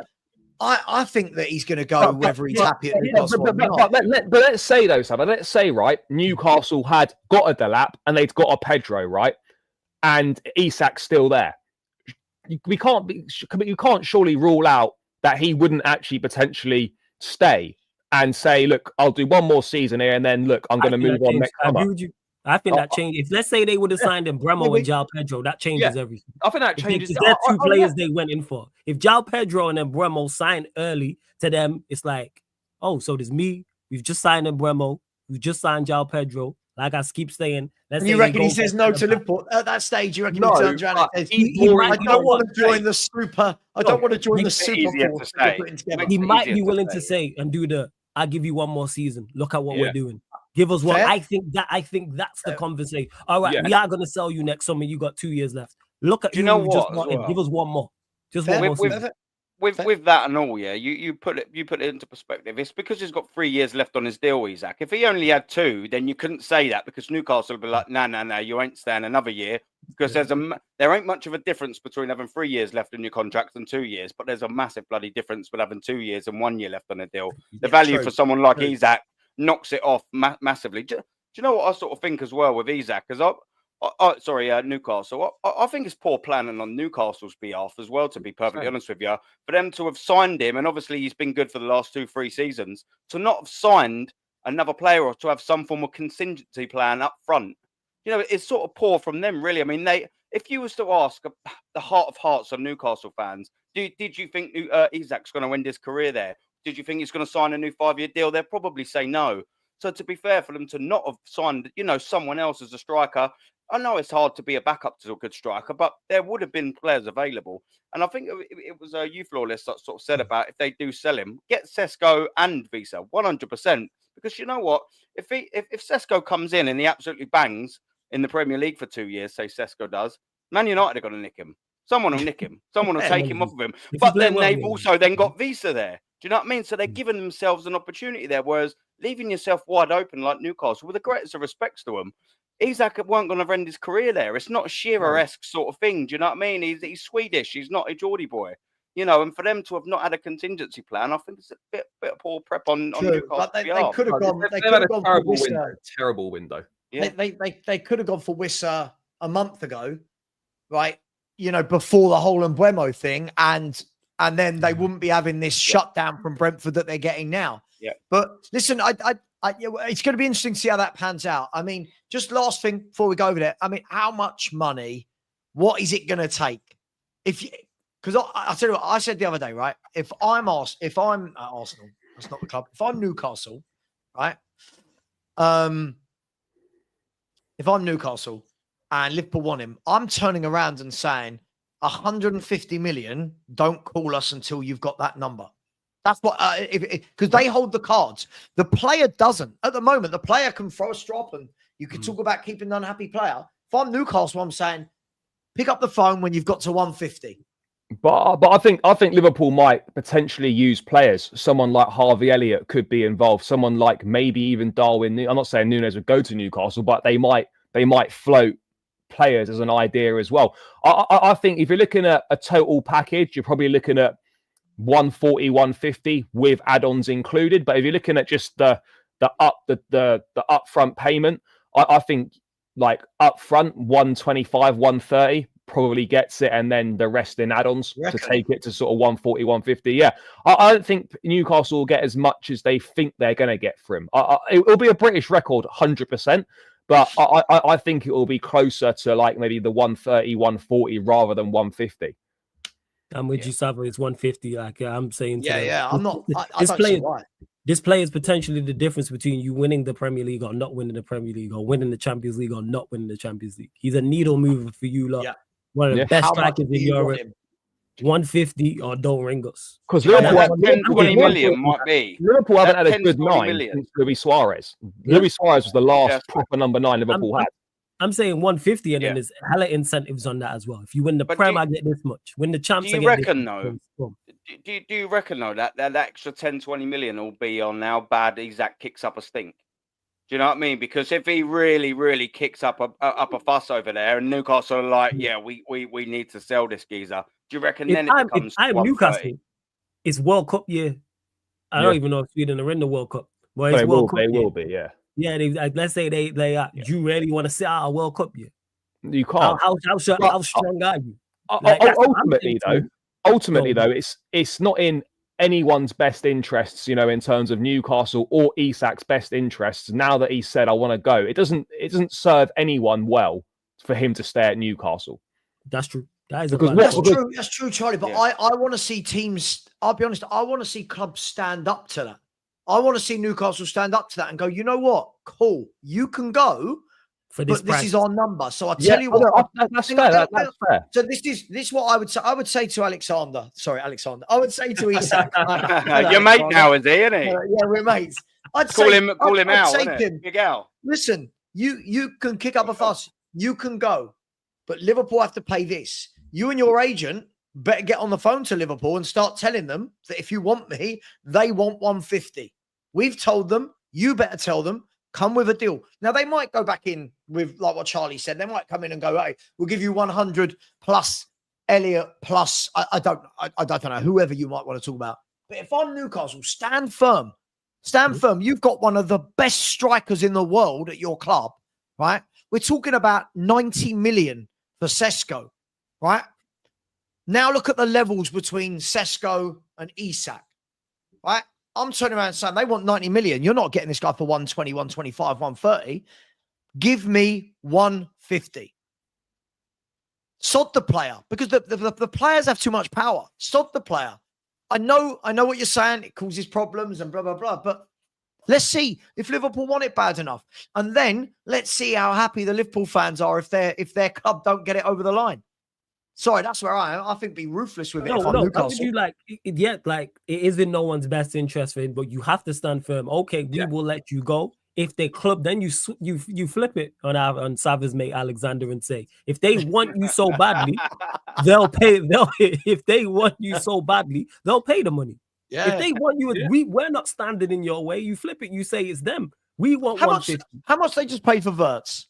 It was like 110 or something like that. I think it was like 110. I think the whole package was like 125 or something all in, or 120. Okay, right. You paid 125 million for Verts. We've got one of the world's best strikers here with 3 years left on his contract. Pay or see you later. That's what I'm doing. Yeah, I'd have the tax on it for them fucking them over with Ekatike. I'd add the tax on it.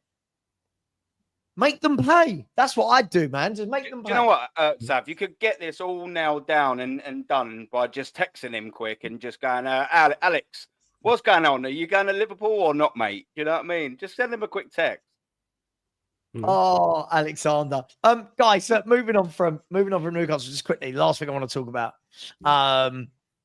is Tottenham Hotspur. Tottenham Hotspur, the gift that keeps giving to the world of football. Somewhat European champions. I'm sure PSG fans might have something to say about Spurs using that tagline. But what do you make of what's going on at Tottenham? You know, we've just qualified for the Champions League by hook or crook. We got the get out of jail free card. Got there. Our owners are coming out, putting out videos talking about wanting to win leagues and Champions Leagues.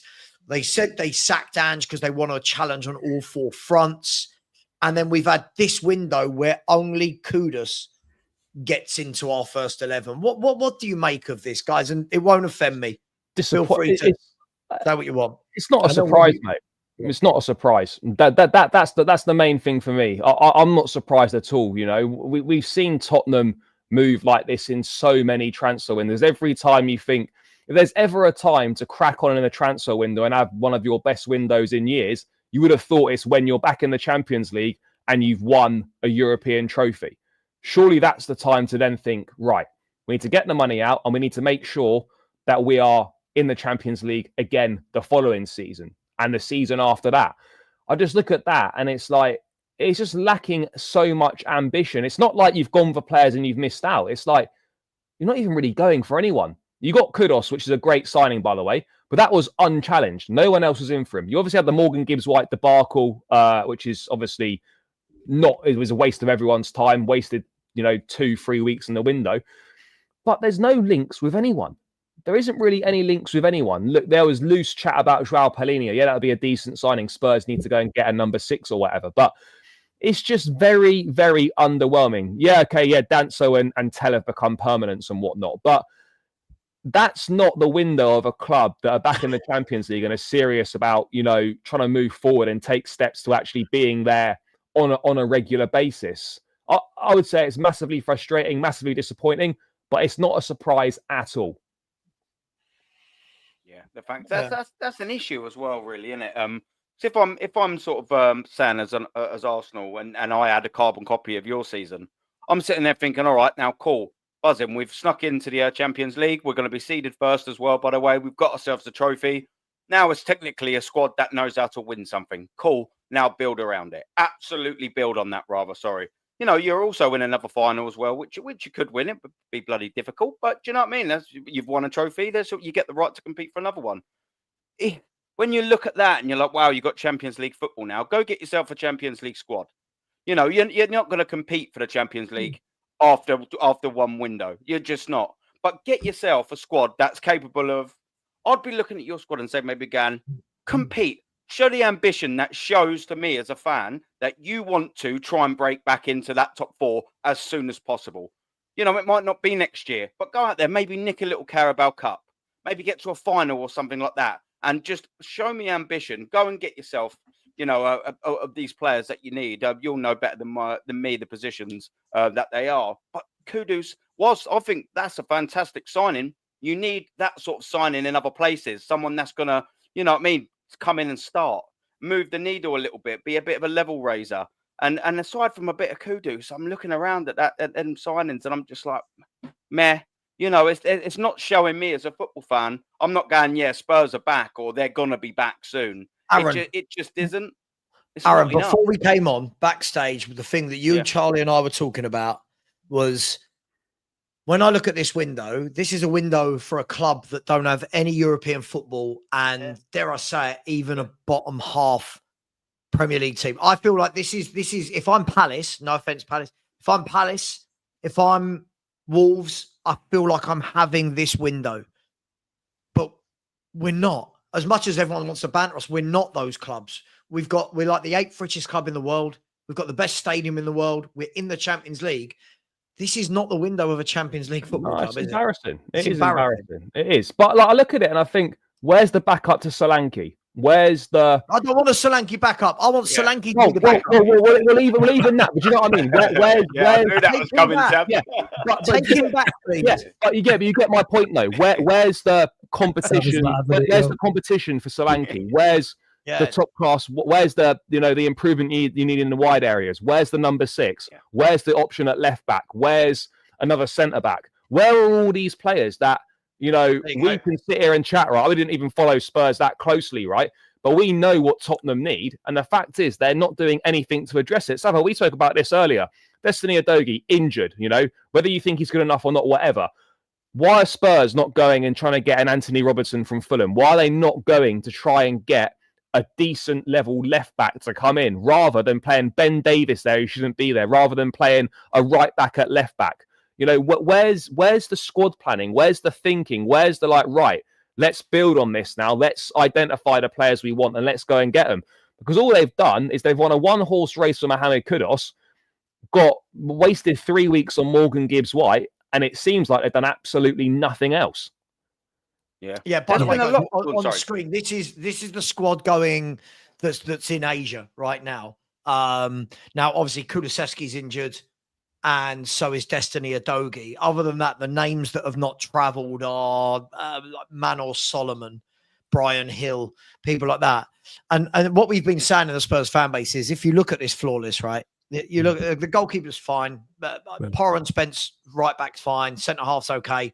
If you look at it from the left back line through midfield, attacking midfield, wingers, strikers, how weak is that? Yeah, that's what it's kind of like. It seems that you lot sacked Andrew, you're supposed to do. Thomas Frank, I think, is actually a good appointment. Got Kudus, who is a very good player, and then just kind of stopped.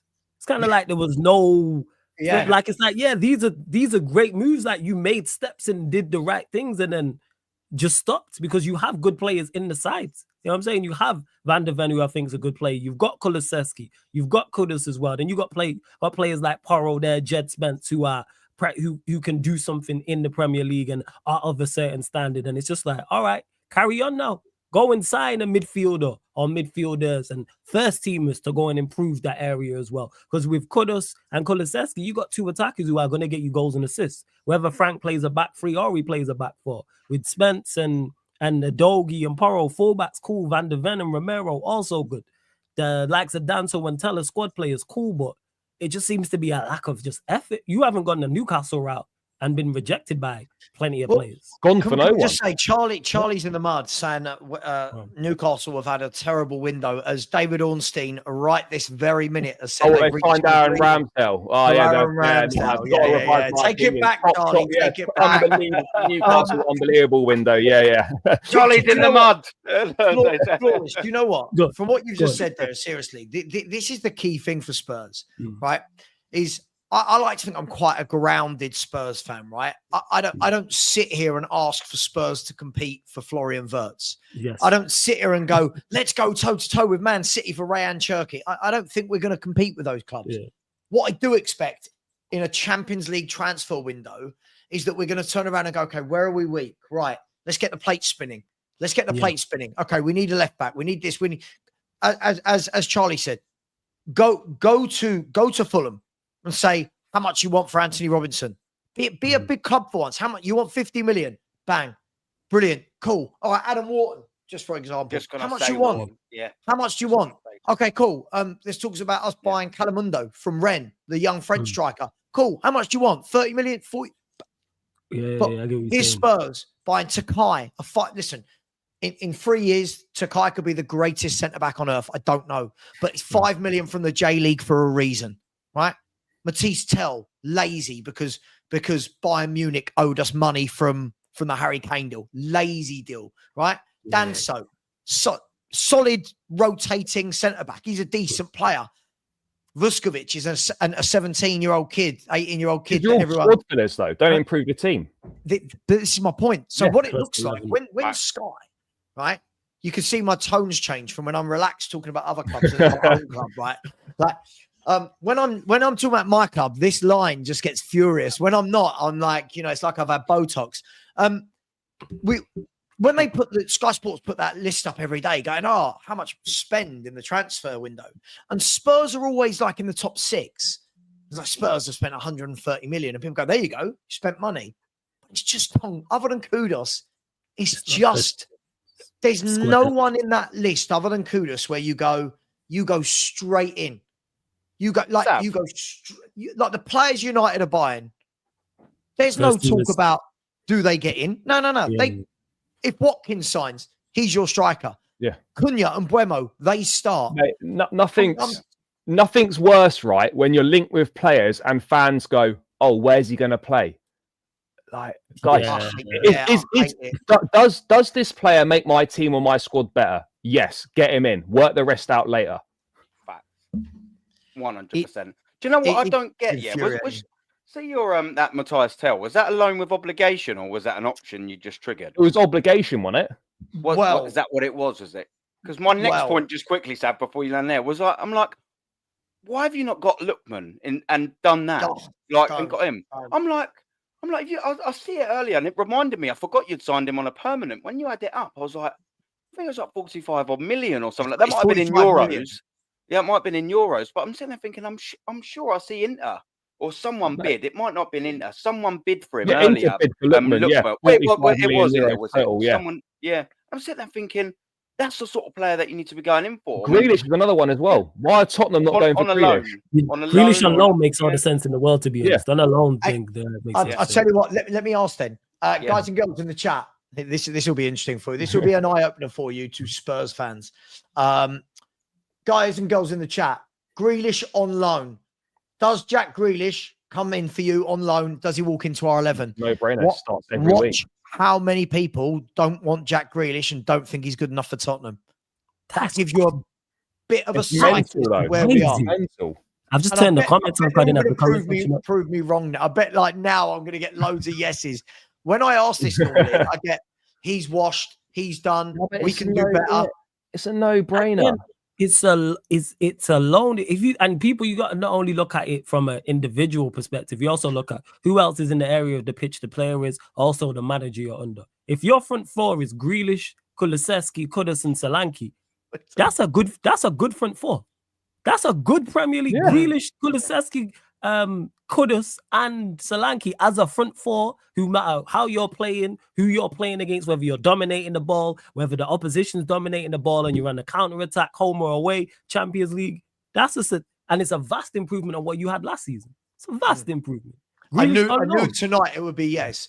Normally, when I ask in the chat, I get, oh, you want Grealish? He's dead. He's this. He's that. The other. And yet you saw the squad I just put up there, right? We've got Son, who is. We're going to find out, by the way, on Monday or Tuesday if Son is leaving because he's gone, mate. He's gone. Contractually, he has to play against Newcastle on Sunday, because it's in South Korea, and part of the South Korean tour stipulations are that Son has to. Ridiculous. Rather than what's best for Spurs in our transfer window, we're doing it around our pre-season tour. But guys, this is the life of a Spurs fan, right? This is the life of a Spurs fan. We do this every window. So many of our fans will start going, oh yeah, but he's a good young player. And I want to bring it back to, we were talking before we came on stream, Charlie, Aaron. The latest reports tonight, Flores, are that Spurs are in for, and I don't know, rumours possibly for El Khanous of Leicester City, who's a good footballer. Real. But again, I'm sitting there going, we could get El Khanous if we're not in Europe. He's just got relegated with Leicester City. Like, it just doesn't do anything for me, not personally, not like he's a bad footballer, but oh God, it's the signing you add to your window once you've signed 5 or 6 players that you want, and he becomes available, and you go, oh, that's a quite nice. But that's like you know, Grealish, you have Grealish in, right, and you bring in an El Khanous to back up a Jack Grealish and be an alternative option. That's the sort of signing. But an El Khanous with the position Spurs are in, that shouldn't be a main signing. Yeah, underwhelming. It's massively underwhelming. It's just like meh. Like, is that what we've got? We qualified for the Champions League. We won a trophy. We're trying to build on it, and you're telling me El Khanous? What we're doing here? Do you know what I mean? Like, I can get the frustration. I can get it. I like him as a player. And if you said, like you said to me, if you said, look, he's coming in behind a Gibbs, I won't get into that scenario, but you know, we're going to bring in Gibbs White, but also Khanous is going to come in as a squad player. Cool. Yeah. But it constantly, these 20 million, 30 million, 40 million squad players, it starts to add up. And before you know it, you've done 150, 160 million, and you haven't actually made your 11 any stronger. Yeah, it's mad. Where do you guys see this? Will be interesting because last night we had on the Spurs 5. Yes, we bought the channel from Henry. Jesus, before the world goes mad about it. On the Spurs 5 last night, I know that you should see the abuse we've got, Aaron. It has been really mental. Oh, why? What? No. Why? Like, do you know what we've had quite a lot? Is they were too scared to build a channel. 3 of us who have bought that channel have got over 20,000 subs. Like, we've all started a channel and built it. And anyway, we had an argument last night in regards to where does this squad finish, like without any signings. And I said, I think the best we can hope for with Champions League football and this squad in the Premier League is 7th. I've said the best. Yeah. The best. Even then, I'm a bit like that. There were people going, got to get 5th. I'm like, no way. Sorry, no who? Way. What? Frank will have to be waving some magic wand for that 5th place to be no way. Man. Mate, even with Kudus sign Savva, if you finish top 10, that's a good season. Like, genuine. Like, no banter. That would be a good season if you finish top half.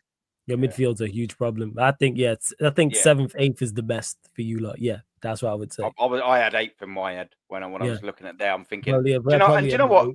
Yeah, Frank will come in, and what he will do is what Ange definitely didn't manage to do. He'll bring a bit of order and discipline to the defensive structure, to the back line, to the set pieces, and all of that.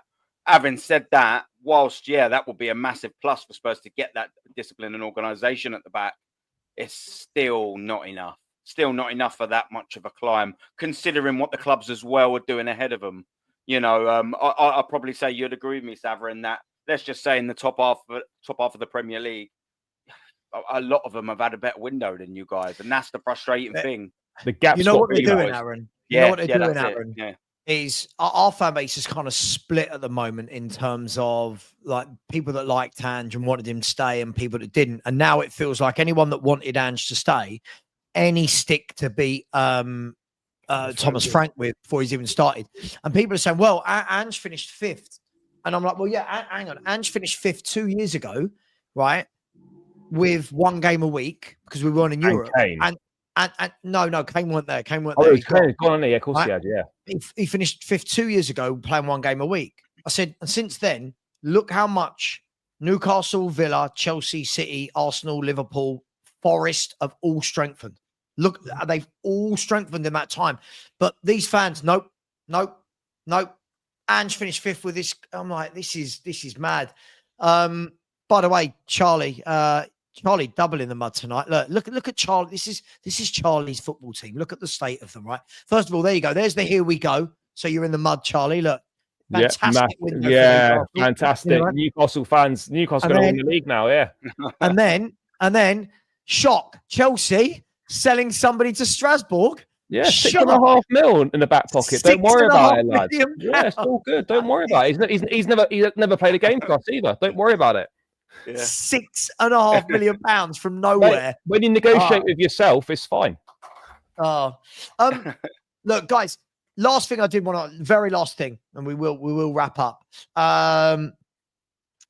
Is somebody else's question. By the way, big up to Suj. Thank you very much. Said big up, gents and chats. Guys, girls, I don't mind super chats not going in, unlike Suj, but I do mind the like button. Smash the like button. Come on and subscribe. We've had 20 subscribers tonight, so thank you very much for that. But please subscribe to Sarcasm City. Please subscribe to Blue Brother. Please subscribe to Aaron Talks Arsenal. They're really top guys. And Suj has said, big up, gents and chat. Hit the likes and subscribe. As my man Suj says, please do. By the way, Wayne Holland asked this. Now, I'm going to forget and call you all Liverpool fans. These Liverpool fans here on screen. I want to know, would you guys at your clubs take Christian Romero? We always have a battle in our fan base as to how good is Christian Romero. And 50% seem to think he's like cream of the crop.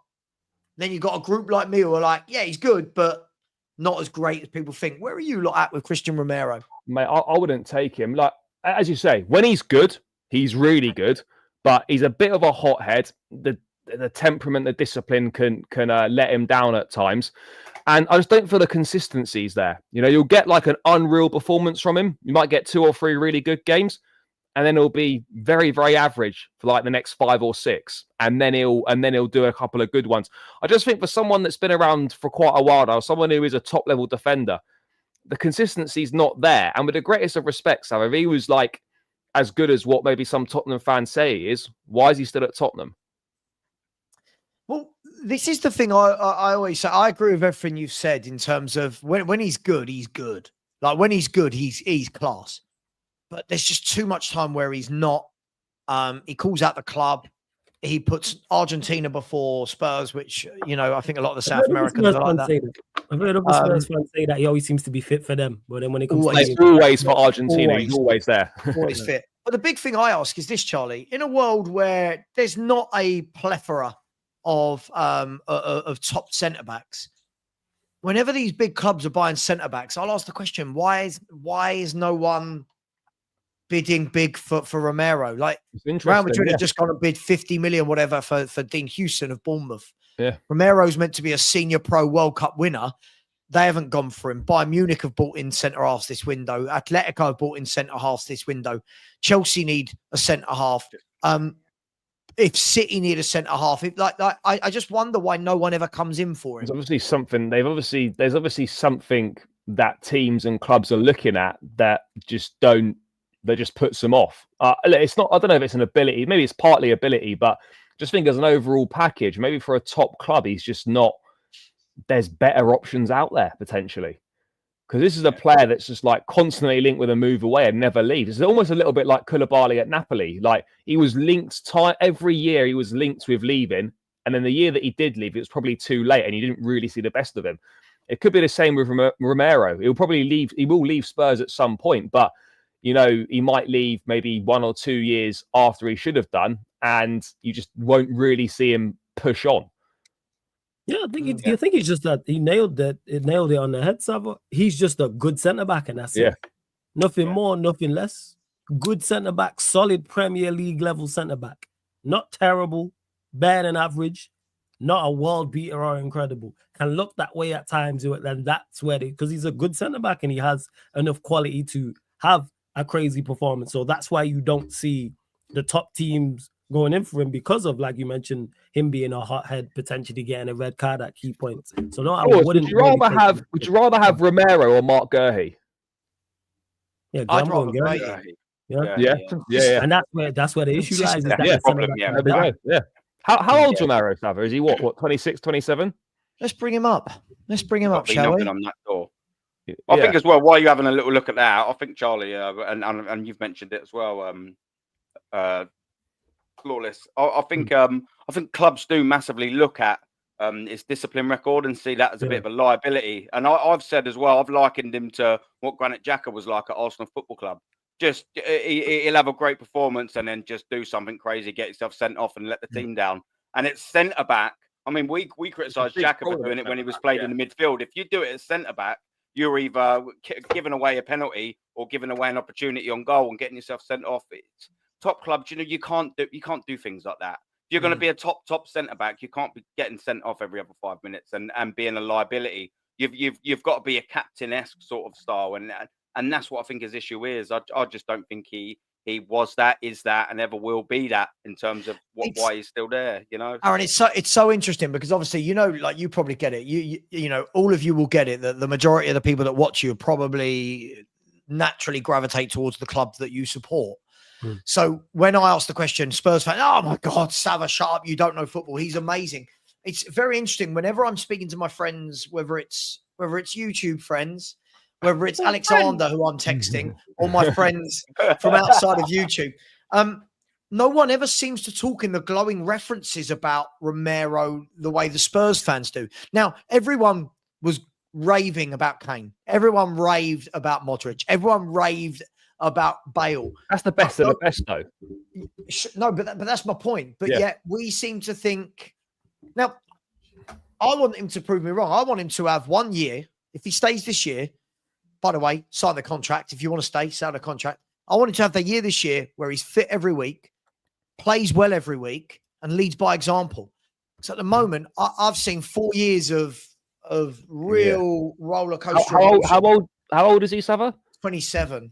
27. So he's probably got one big move left in him. Well, the next move will be the big move if he goes. Yeah, Romero is on a permanent loan. From Where did you sign him from? Where did you sign him from? From Atalanta. Oh, fair. We signed him from Atalanta. He just won Serie A Defender of the Year. Yeah. And I was excited when he came in, but I've just seen too many. Like he gets compared to people like Vertonghen and Alderweireld, and I'm like, that's crazy. Yeah. That was a badass partnership. No. Partnership. You know, and I don't want to say it, but like I at my age, I've seen centre backs like Gary Mabbott and Sol Campbell, that one. I can't remember his name. Ledley King. Do you know what I mean? I've seen Richard Goff in a Spurs shirt, maybe one for the older fans. And then I've got this guy being praised. Oh my God, he's world class and he's this. And I'm not. I'm still not convinced after 4 years. Maybe I'm a shit fan. I don't know, but I'm just not convinced. No, you just call it as you call it as you see it. Because all you understand is fans are naturally gonna not all fans, but they're naturally gonna gas up their own and go over the top because he's a good player. And because he puts in some great performances, he's this and he's that. He's a good centre half, good centre back. That's it, isn't it? He's just good. Yeah. Nailed it. Never mind. Well, listen, guys. Let the people know where can they find you, what you got coming up, what are What are your channel styles? Let my people know. And if you lot don't subscribe, what are we doing here? What are we doing here? Subscribe, share the love. Every YouTuber should be helping every other YouTuber rise. None of this fake rivalry stuff. Help each other, man. So, Flawless, where can people find you, man? Yeah, big up for having me on. I've enjoyed this for real. I really did, man. It's good to be over here. Sarcasm City TV on YouTube. I don't just cover Manchester United, also other Spurs, Chelsea, Liverpool, Arsenal, etc. General footballing conversation as well. Of course, we can break it down and have serious conversation. But as you can see from the title of the channel, it's somewhere you can come chill out, run bants and run jokes. You know what I'm saying? There's also on top of that as well. It's not all serious people. So yeah. Please subscribe, you know what I'm saying, if you like my appearance on here today. Sarcasm City TV on YouTube as well, because no matter who you support, there's a show for your channel in the Premier League, no matter who you support. There we go. Aaron, by the way, I'm not being rude. I'm in the background getting your link. I'm going to whack it in. Aaron? Obviously Aaron talks Arsenal right there. My YouTube style, probably a little bit similar-ish to you, Sav, do you know what I mean? Just see what you see, saying it honestly. Do you know what I mean? Talking facts and honest. Do you know what I mean? Just there's so many Arsenal YouTubers out there that I think say a load of bollocks for clicks, for likes. Do you know what I mean? Like I can't do it. It's painful. People might not like my opinion sometimes, and it's never always right. But it's what I honestly think. Do you know what I mean? And that's probably a little bit rare on YouTube. So yeah, like all these other boys, you know, if you like what you see, come over. If not, no problem. Do you know what I mean? It's all good. But Sav, yeah, thank you very much for having me on again, man. And yeah, I've really enjoyed the show today, man. To be fair, it's been wicked. Yeah. Well, listen, I mean, if I'll talk to these boys away from it. If it's something we can squeeze in once a week, once every 2 weeks, we'll try and do so. It's just tough with people's schedules, man. It's everyone's out there doing bits. But, Charlie, everyone loves Chelsea. So where can we find you? What are you all about? Mate, you can find me obviously as it is on screen at wwfc. Yeah, just chatting. You know, transfer windows. There's always loads going on. There'll be a couple of here we goes this week for Xavi Simons and Jarrell Hato. So we'll be covering that. Yeah, you know, talking all things Chelsea. And yeah, just all the usual stuff like everyone does. So if you like what I've had to say, then yeah, please feel free to subscribe. Sorry, you're gonna have to explain to the Spurs fans out there what is a here we go. What does that mean? When you spend money and sign a player to make your team better. No, we're not. No, we actually we did get a here we go, and then his chairman decided to make a hostage video with him. Yeah. Not allowing him. That's mad, by the way. When have you ever seen a player renew their contract, do an interview with the owner? Yeah, and then going, I'd like to thank Mr. Marinakis for his belief in me. And yeah, he's told me standing there looking like a nightclub bouncer. Do you know what I mean? Like, ridiculous. Just before we go, Aaron, that thing I watched on your channel last night was that guy for real, that Arsenal fan, really saying that Liverpool will finish fourth. He thinks that Liverpool will finish fourth this year. Oh yeah, they did say that. I promise you. I've been on loads of streams with the geezer on Dan Potts's, and I'll probably be on Dan Potts with him tomorrow. Yeah. Superb. Yeah. Superb. Trust me. That's no show. That's no show. Is he trying to get his Rory Jennings YouTube moment where if you say something ridiculous enough like he did about Erling Haaland, you go internet famous? Is that what's going on? That's just his general chitter chatter. Yeah. Bruv. Yeah, that was Ty Kicks TV in the chat. That's just a general chitter chatter. Everything that comes out his mouth towards Arsenal Football Club is that. That's why it's painful. Yeah. So please don't tie me in with that brush. I don't think like that. I can't think like that. That's the other side of the fence. That side. He's entitled to his opinion, but I'm not entitled to listen to it. It's absolute nonsense. Yeah. You know what I mean? It's fair play. Listen, guys and girls, please go and subscribe to all of these wonderful people. Please subscribe to the show, to my show tomorrow.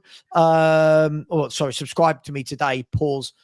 Tomorrow, the word pause is very important, isn't it? Tomorrow, I'll be back in the morning. No OnlyFans to promote, Savva. No. That's crazy. What possible OnlyFans channel would I have? What would people want to see? Saucy Savva or something like that, wouldn't it? I think I've seen you trying to promote something like that. I think this is time to close out the show. Like a tub of baked beans or something. I don't know. Listen, guys, I'll be back tomorrow morning at 10:30 for the morning show, and then in the evening we'll have Savva and Lubo ask us anything. So much love, everyone. Maybe tomorrow's the day, guys, that Spurs finally realise we need to sign good footballers. Maybe not. And then Thursday, I'll be live from 10 in the morning, and then we're playing Arsenal at 12:30. So I'll be going right the way through for that watch along. And that's going to be fun for a Gyökeres debut in the North London derby. Derby in Hong Kong. Anyway, take care, everyone. Much love. And as always, come on, you Spurs. Alexander.